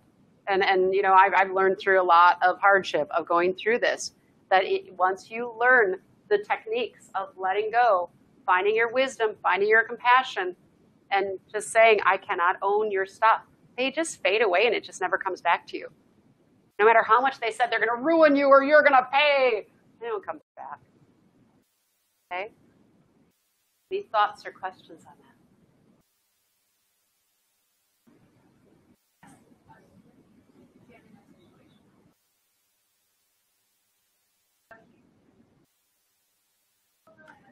Yeah. You mean when you get into a situation with an energy sucker? Yeah, there are going to be lots of energy suckers in your life, and you know, people who want to attach to you because they're codependent, and that's where they're at. No judgment. You know, so that's not name calling. It's just what it is. You know, so when they're coming around you, honestly, what I do is, I'm all immediately like I can feel their energy, and I'm like, and I don't play into because some people are very good at being the victim. And they will tell you their sob story. They will tell you about all their health issues. They will start to draw you in, and it's like, you know, reining you in, you know. And basically, I just don't give them any rope. And you know, and I tell them, I'm sorry that's happened.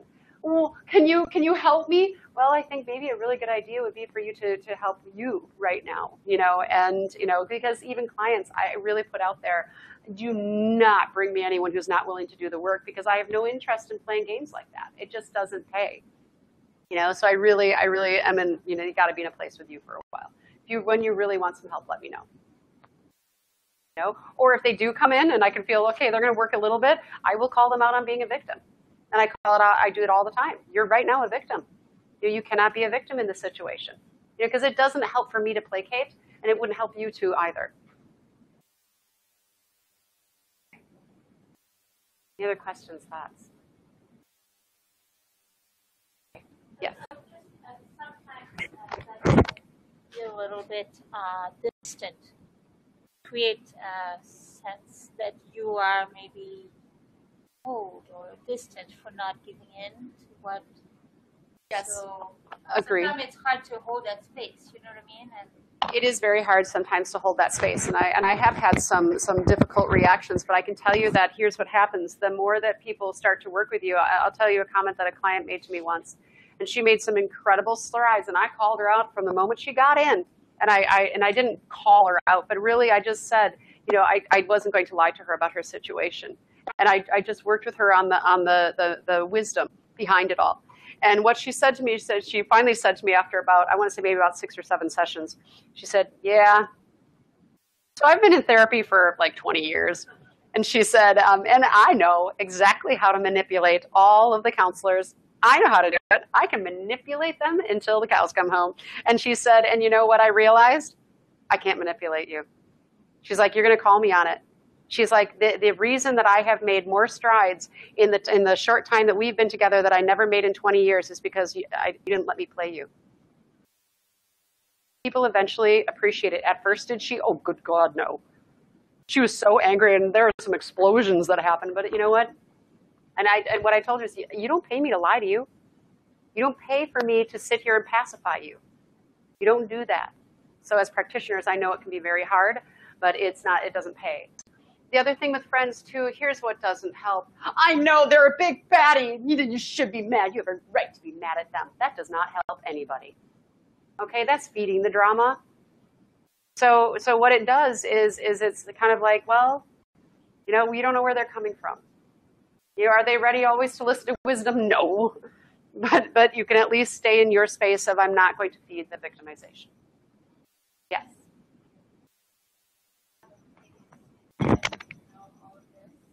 But you're still not able to like control, like not wanting something to happen. Because I get it, like, oh, just be happy and just stay in your flow and let go. But what if that thing just really, like, you know all this, but you're still like, yeah, it's still not cool with me. Yeah, and what I get that, and what she's saying is, you know, what if you still need to kind of maintain some control with that? Then the answer is to look at, why do I need the control? That the answer is always in you. It's never with them, ever. And so it's about looking inside and saying, you know, if I let go, what am I feeling? What is it that I'm feeling? Well, I'm feeling a lack of this, or I'm feeling unsupported here, or I feel like life can be chaotic and it frightens me. I've got fear, or whatever it might be. So it's about looking at what's there. So once again, direct it back in you and not at them. Yeah. Or sometimes situations are a situation you shouldn't be in. It's time to go.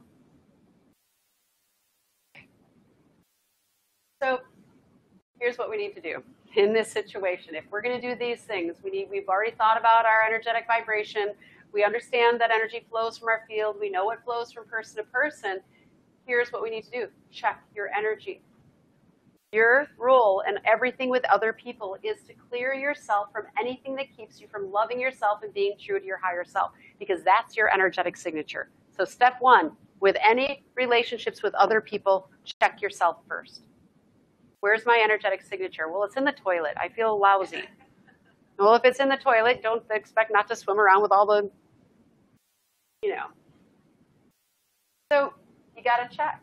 What do I need to let go of? Where do I need to increase my vibration? What is my self-talk like? The next thing, rewrite your story that you carry. What is the story that I carry around people? What is the story that I carry around relationships, around social situations, around anything? What am I carrying? Examine yourself first in any conflict and find your compassion. Okay. Yes.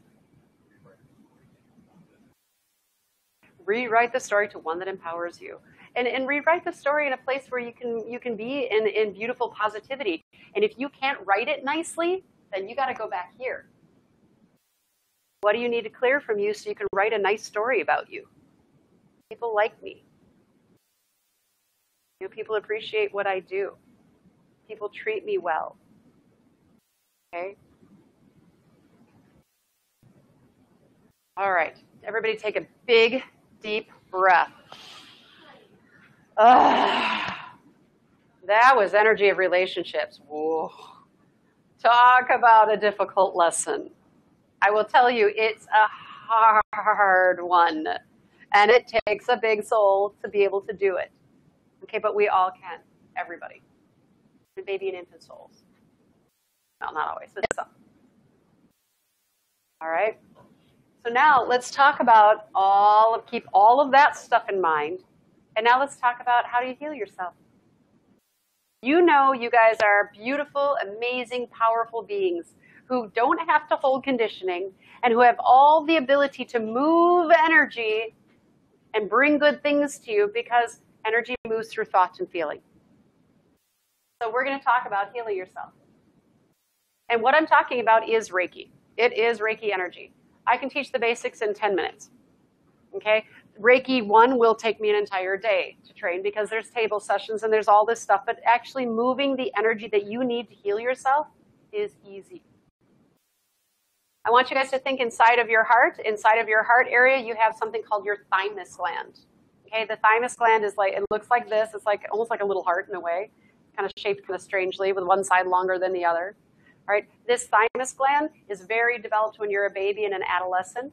Okay, and it starts to, they say atrophy or turn to fatty tissue when you're older. Honestly, I think that's because we don't use it. It is also responsible for our immune system. Okay, and so what happens when we want to increase our immune system, sometimes people do tapping here. Okay, but this is also our place where we create healing energy. We can create healing energy within ourselves by feeling our love and our joy and our bliss, and we can send it to ourselves and we can send it to others. We can send that healing, beautiful energy into our body. When we have pain, open this up, feel your love, feel your joy, feel your bliss, and send it to wherever your pain might be in your body, okay? That's amazing. There's another way, too. It's not just your energy you're going to be working with when you go to heal yourself. And when I talk about healing, it can be healing for emotions, healing for mental chatter. It can be healing for physical things. We can bring it in from source energy as well. If we can't find unconditional love within here, bring it in. I usually do a combination of both.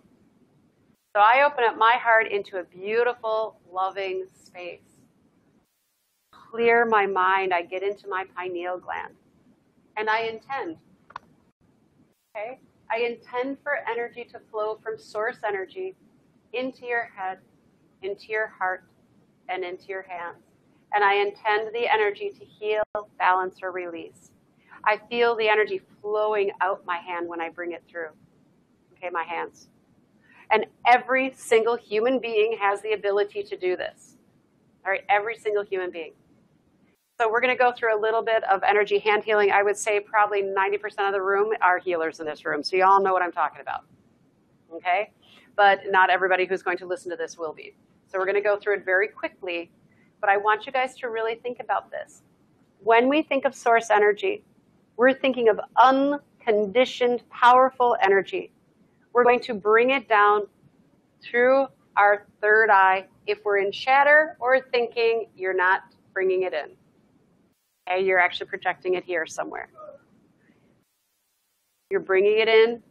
You're allowing it to come into your heart by your thymus gland, finding your own love, your own joy, your own bliss as you're bringing it in. That energy flows down your arms, through your myofascial tissue, goes into your hands, and flows out. So all I'm going to do is guide you into bringing the energy through your hands, and I'm going to teach you a very quick, basic understanding of how to do this. My clicker. What we're doing is we're bringing an unconditioned source photons to heal with, and they call that the quantum power to heal. So go ahead, everyone, close your eyes. Take a deep, deep cleansing breath.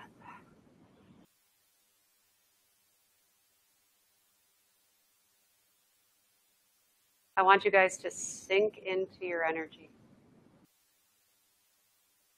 I want you to imagine that you can feel all the cells in your body. You can feel your energy. Feel it become light. Feel it become airy. And now take that conscious thought of yours and move it back behind your eyes in the center. Move your attention into your pineal gland, resting your thought, getting rid of chatter. Feeling your energy again as you're in your pineal. Letting it expand and relax even more. Allow your sight to be inside of you. Open the crown of your head.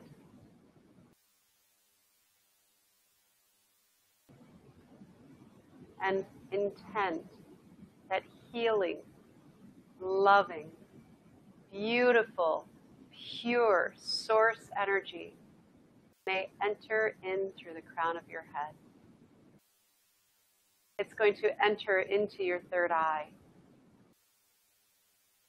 It's going to flow down through the neck, down into your heart. Feel just that direct line, source energy in through crown of head, down into heart. Now imagine, just by intending that that energy is going to flow now into your arms, flowing down and flowing into your hands. Intend it. Allow your energy to flow. Source energy in through crown of head, into heart, into hands. And now I want you to imagine that this energy is going to flow out your hands, radiating out your hands. Intend it. Feel the energy flowing into your heart and intend it to flow out your hands and out your fingers. Almost as though you've got rays of energy flowing out your hands. All you have to do is intend it. And now take your hands and place them about an inch apart and open your eyes. And I want you to do this. I just want you to rotate your hands, feeling the energy, and then take your hands and bounce them back and forth. Take your hands, bouncing them back and forth, feeling the energy, and then rotate them again. Feeling the energy. And see what you're feeling. You may feel heat Bounce them as much as you want. Rotate them any way you'd like to. Feeling the energy. It's going to feel like two ends of a magnet. The same ends coming together. You'll feel polarity. You're going to feel heat. You might feel resistance or buoyancy. Those are all the healing energy that's coming in. And now I want you to place it somewhere on your body, your heart, your solar plexus, your sacral energies, wherever you want to. And I want you to intend that this beautiful energy is flowing through the crown of your head, into your heart, into your hands, and back into your body. Feel it flowing. Intend. Is your intention to heal? Is your intention to release old energy? Is your intention to balance yourself? Place an intention. Is it to release pain? Is it to release an excess of electrons? Is it to heal? Oh, it feels wonderful. And just feel it flow. You can heal the younger versions of you by holding your own body and bringing them forward in your mind. You can imagine placing your energetic hands on the young version of you, on their bodies, letting them release. There's so many different ways you can use this. So I want you to come on back a moment. And I want you to think of your own personal healing and your own personal healing journey. And I want you to think about all the chakras that we learned about. And think about all of the healing that can happen with your chakras every day, balancing them, intending that they're healing, intending that negative energy is leaving them, allowing yourself to feel all the energy. Okay? Sending it in. You guys are all healers. How many of you felt tingles or heat or things in your hands? 100%. Okay. Because they're there. You can't stop it. We all have this ability, so use it. And I'm very happy to announce we have time for energy of money. All right, first of all, any questions on bringing in healing energy? You can't stop it. Okay, you can't screw up. It just is. Okay. So now we're going to take all that information, and by the way, you can use that energy that we just learned on healing your root chakra, which is where you're holding your financial issues. Okay, so if there's financial issues, you can heal that too. So we're going to talk about healing your relationship with money. So the first thing to think about is to examine the relationship that you have with money. There are 4 focal areas when we look at healing energy of money. The first is, what is your story around money? And we've learned about the story already. The second, what is your family history around money? What are their beliefs? What are you holding? What is your worthiness? That's a biggie. What is your worthiness to bring it in, to receive it?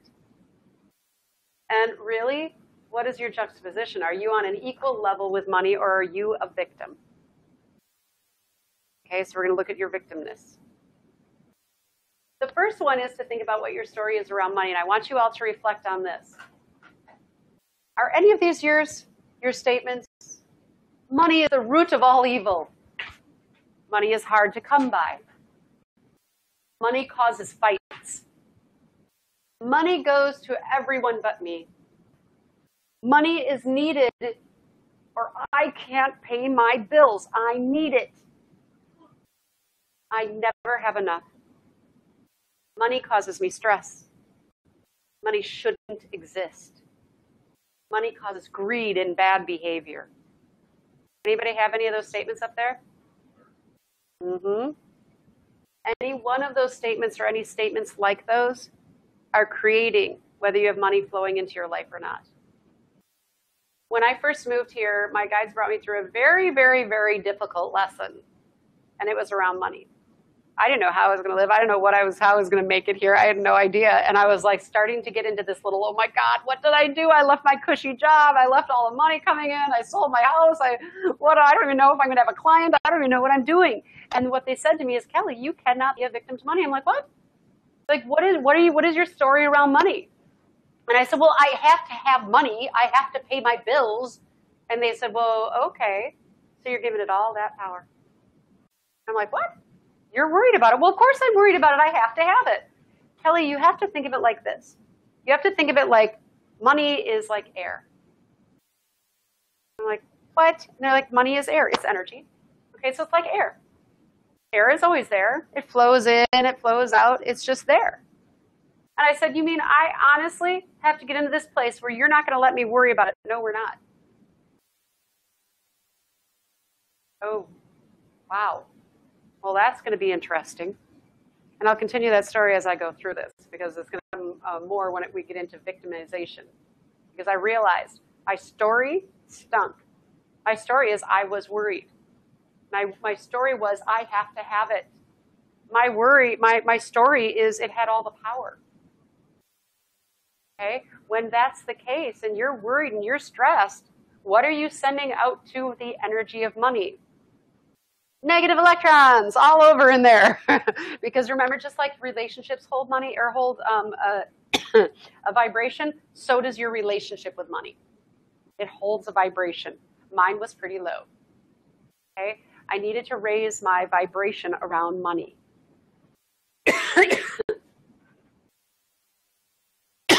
Excuse me. The other thing is to think about then, okay, well, where did I get this idea? Where did I get my story? Where did I get how I feel about money? Well, I had to go back and I had to think of a couple different things. First of all, I had to think of my family. But I realized I also had to think of a past life that kept coming in. I had a past life as a priest. I had actually, I was male and I was a man of the cloth. I don't want to say priest, but I was some man of the cloth. And I took a vow of poverty. And I even had another psychic go, wow, do you know you took a vow of poverty? Yes. I did. So I had that to deal with. But I also had my family. My family, they made great money. You're horrible at managing it. Horrible. Always struggling at the end of the month. And, and then my father, his motto was, well, if I spend it all, I just go make more. And then he was always out. And he was great at making money, but he was always out. So that story was there. There was struggle around it. There was arguing around it. There was stress. Us kids, we knew, oh God, money is hard. I had to really look there. I had to look at what my family was feeling. We always struggle. Money was used to bribe. That wasn't us, but sometimes that's the story. Money was easy to come by, so I never learned to deal with it. I have no way of managing. Money was love, or money caused fights. What's your story? Yeah.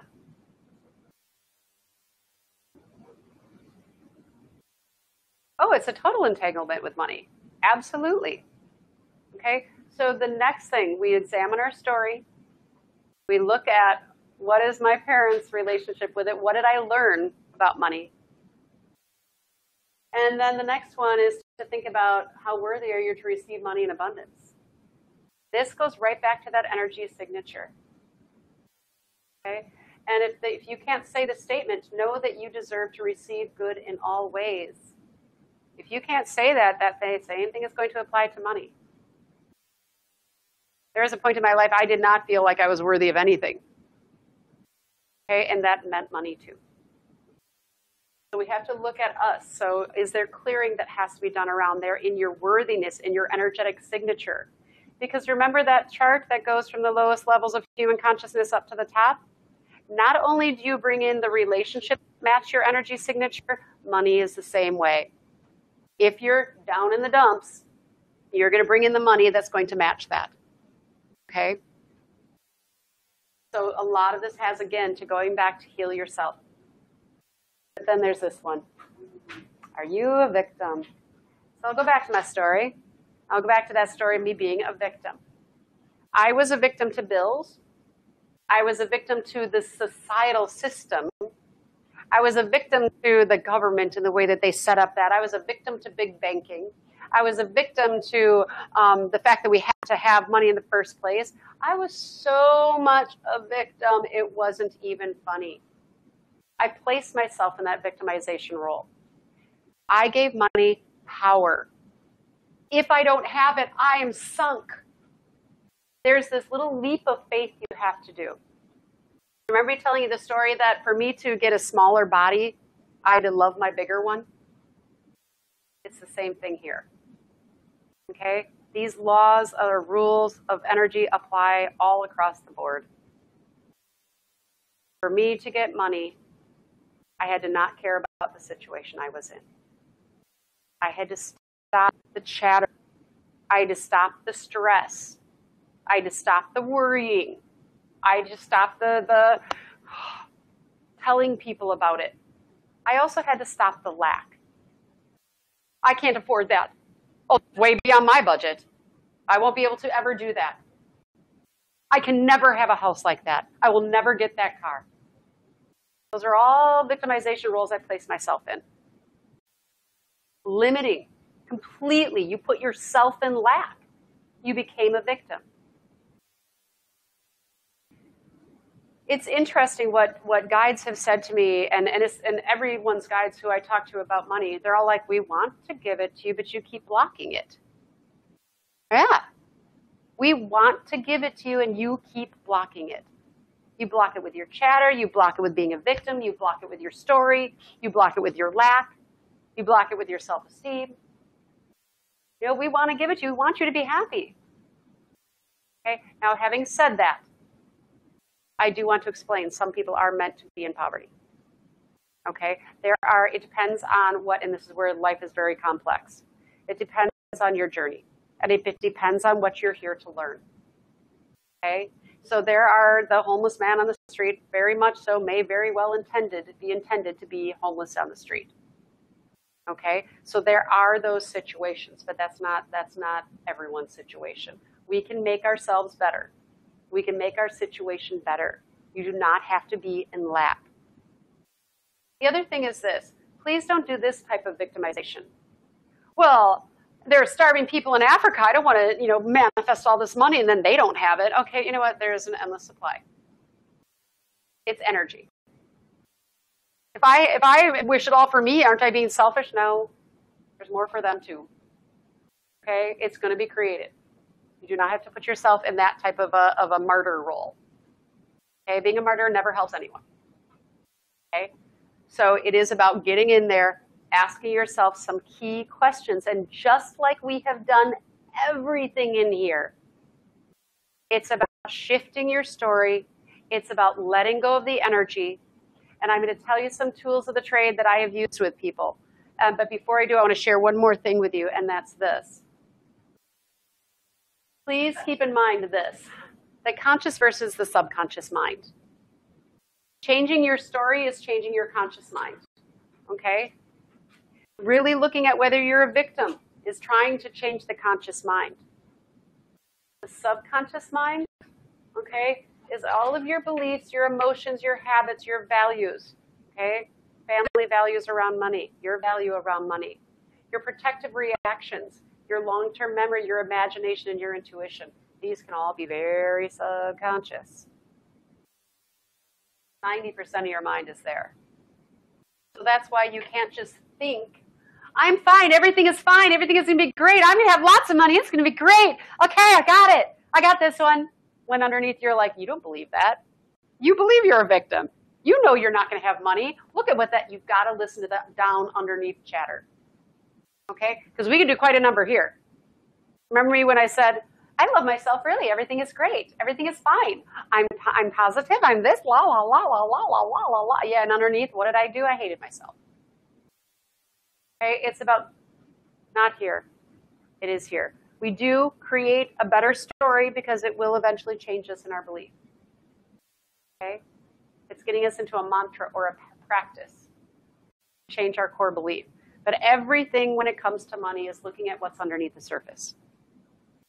Right? So once again, we can't be in lack. We've got to get out of our head. All right? We've You got to stop the chatter around it. So I'm going to back up a couple here. So when it comes to all of this understanding of money, there's some really neat things that we can do that can really assist in letting go.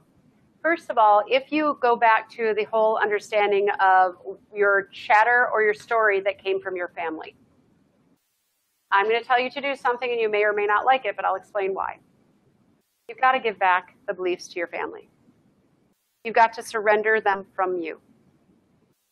Remember how I said when you come into this body, you have a choice. Your choice is to, am I going to take on all that patterning? Am I going to continue the patterning that I came in this body in? It came into when I came into this family lineage, or am I not? And so if you choose not to, then you have to give it back. You have to surrender it from you.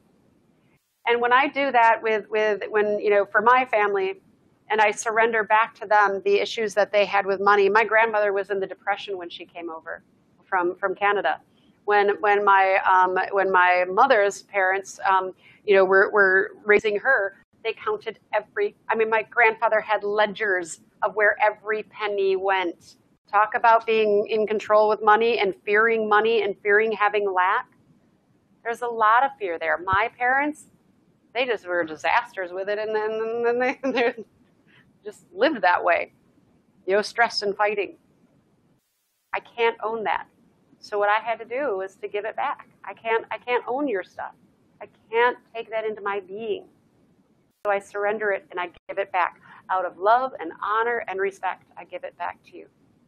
Because when you let go and give it back, then you have the opportunity to heal you. Remember, when you heal you, everyone around you changes. You can't heal you if you're holding on to their stuff.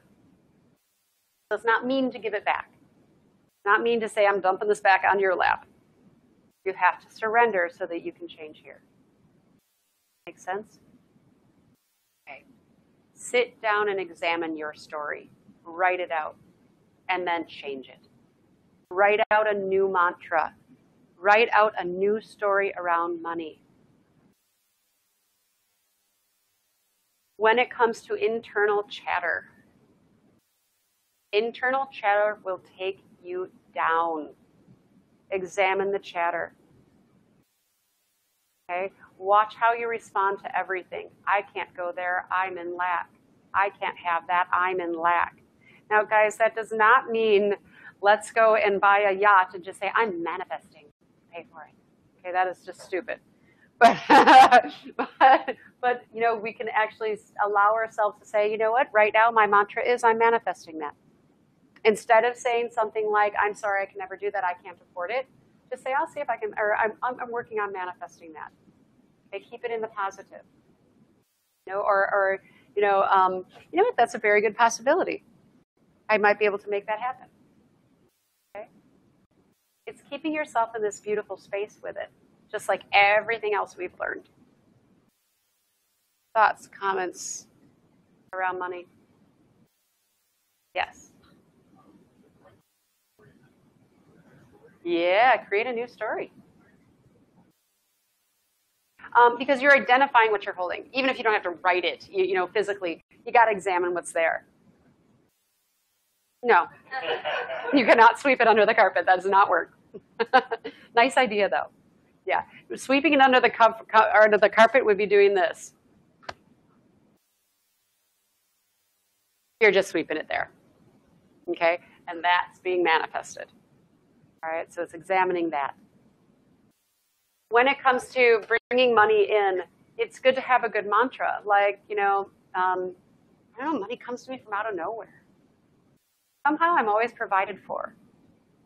Okay, my bank account just keeps getting bigger. Right, I'm so lucky. Right, I'm so blessed.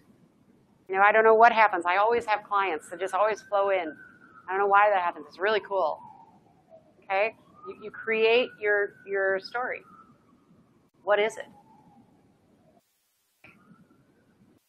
Charlie, what do we know about our new center? We already know the Indiegogo campaign is going to bring in a huge funding. We already know that. It's just not even a doubt. You can't even give it any energy that's not. Right, Hope? And we all feel it. And because we all feel it and we all know it, it's going to happen. Yes, Charlie. I just want to say I think it's kind of important to your friends in abundance because you help them think in that way. It helps them in themselves. Agreed. Yeah. Yeah, that's actually really important for the energy of relationships.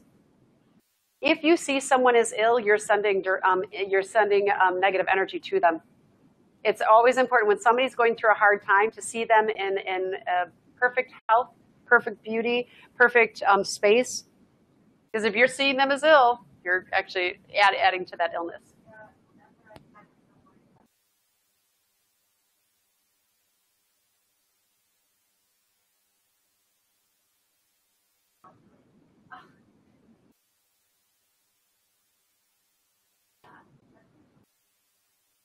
Yeah. Hope was just sharing a great story about her friend who, even though he doesn't have a lot of money, he always has this great outlook. And so when he says it to her, don't worry about that.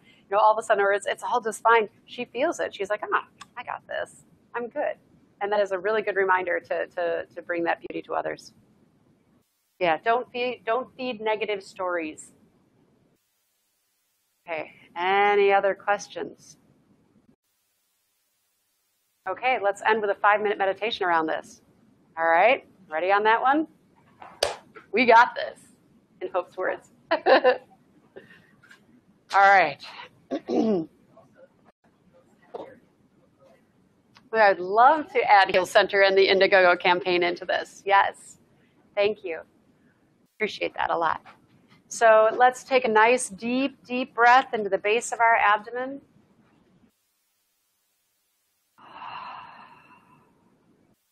On our next in-breath, let's breathe energy in through the crown of our heads. Beautiful, loving, unconditioned source energy into our entire being. As we breathe out, I want you to breathe out lack. I want you to breathe out not having. I want you to breathe out victimization. I want you to breathe that out. One more deep cleansing breath, bringing in beauty, strength, power, love, unconditioned, amazing energy.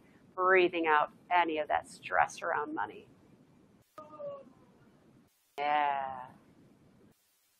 And what I want you to feel, first of all, in your body is I want you to feel your energy. Everything in your body is energy. You are made of cells. Your cells break down into a nucleus. Your nucleus carries your DNA, which breaks down into molecules. Your molecules break down into atoms. Atoms break down into little, teeny, tiny points of light. You are light. Feel your body as a light being. There is no solidity to you. You break down into your own consciousness. Feel the air interacting with your points of light, and your points of light interacting with the air. You are endless. Feel how your energy is not separated from source. It can't be. Source is you. You are source. Feel the energy within your solar plexus, your empowerment.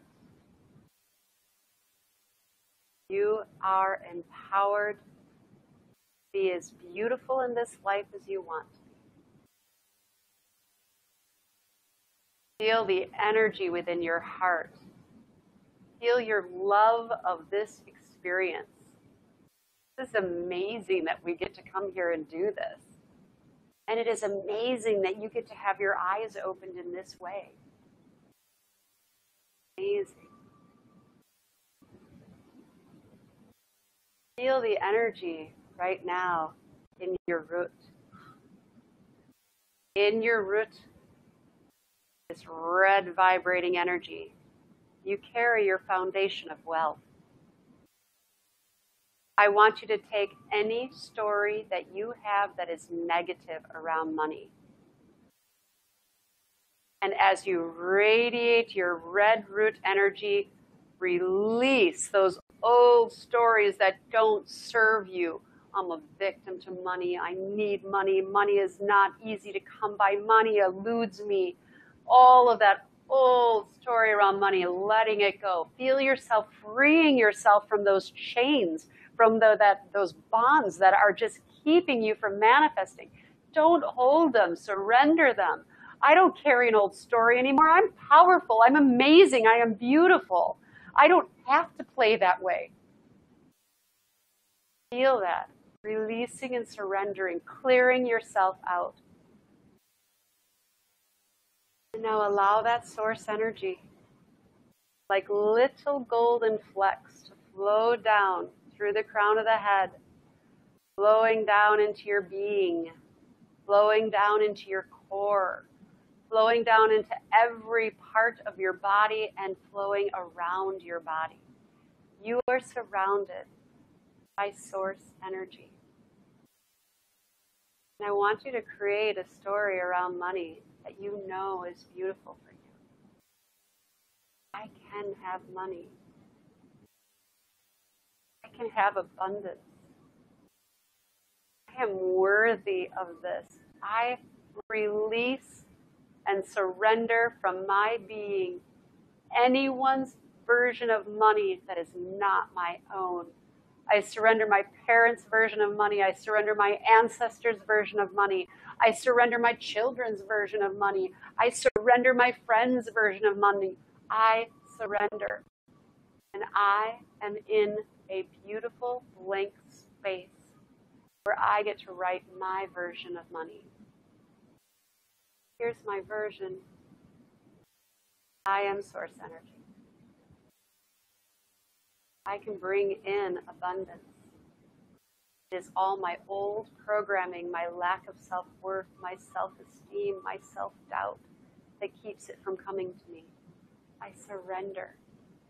I don't hold that anxiety. I surrender it. And feel those energies leaving your body.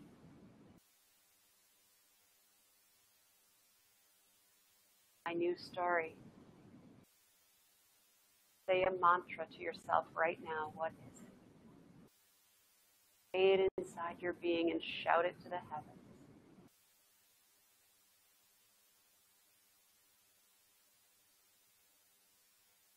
Feel it. Own it. Make yours. Allow it.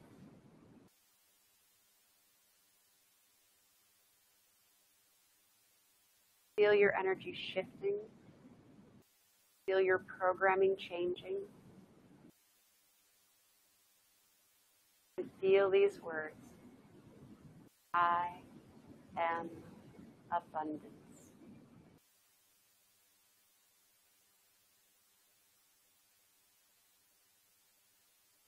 And then when you're ready, come on back, feeling that beautiful energy within your being, feeling the freedom, feeling the lightness.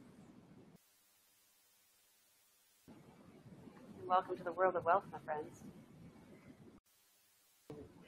Now, as we're in this space, one of the things we wanted to do is think about the Heal Center. We are creating an integrative health system. Our goal is to change healthcare as we know it for the good of all of us, not for profit. We want to create a place where people can go to be healthy, to learn these things that you learned in this class.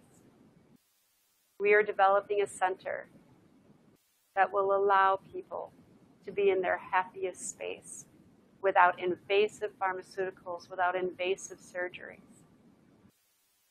So can we all feel the energy of the manifestation of this? On April 1st, we launch our Indiegogo campaign to ask for funding, a large amount of funding. Can we all feel investors coming to us? Can we all feel donations flocking to us? Can we feel our video going viral so that people will know about what we're doing and want to donate and want to allow this to happen? Can you feel our training program changing the egos around healthcare? Can you feel our lack of stratification of hierarchy of people changing? Can you feel the good that it will do?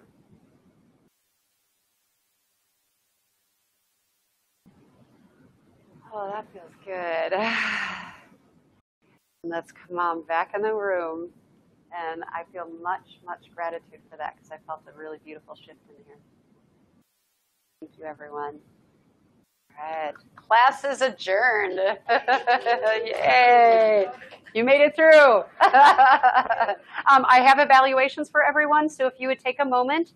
One of the things that we are doing, if you're listening to this, we will send it to you electronically. But with this, if we want to know feedback on the class, give any suggestions that you would like along here. But if you're willing to give a testimony about the class that we can use to teach this to others, or if you're willing to give a testimony about even myself and because I'll be the one delivering the training, or even on the Heal Center, we would love that. The other thing is that we would like to offer this class regularly so that people can start to grow and learn. So we'd love to have you share about this class with anyone that you can, just to see if they would benefit from it. But once again, if they're not ready, they're not ready. You don't even try. You can suggest it, but really you can't force anyone to come. But just to do that, we would appreciate it. Thank you, everyone. What's that? At the end here? So for those of you who have been online, thank you so, so much for joining us in all of this. It has been an incredible last 4 weeks for all of us. What I can say is that if you have questions, please go ahead and email us. So Charlie will put our info up online. If you are listening to this recording long after it's been created, which is February of 2015, please know that we are still in existence. I can feel that. And do find our website, and Charlie will put that up as well. And if you are, when you're listening, please do feel free to share what we're doing about our integrative health system. And I hope that by the time it's 2020 and you're listening to this, you can come and visit our center. Have a great night.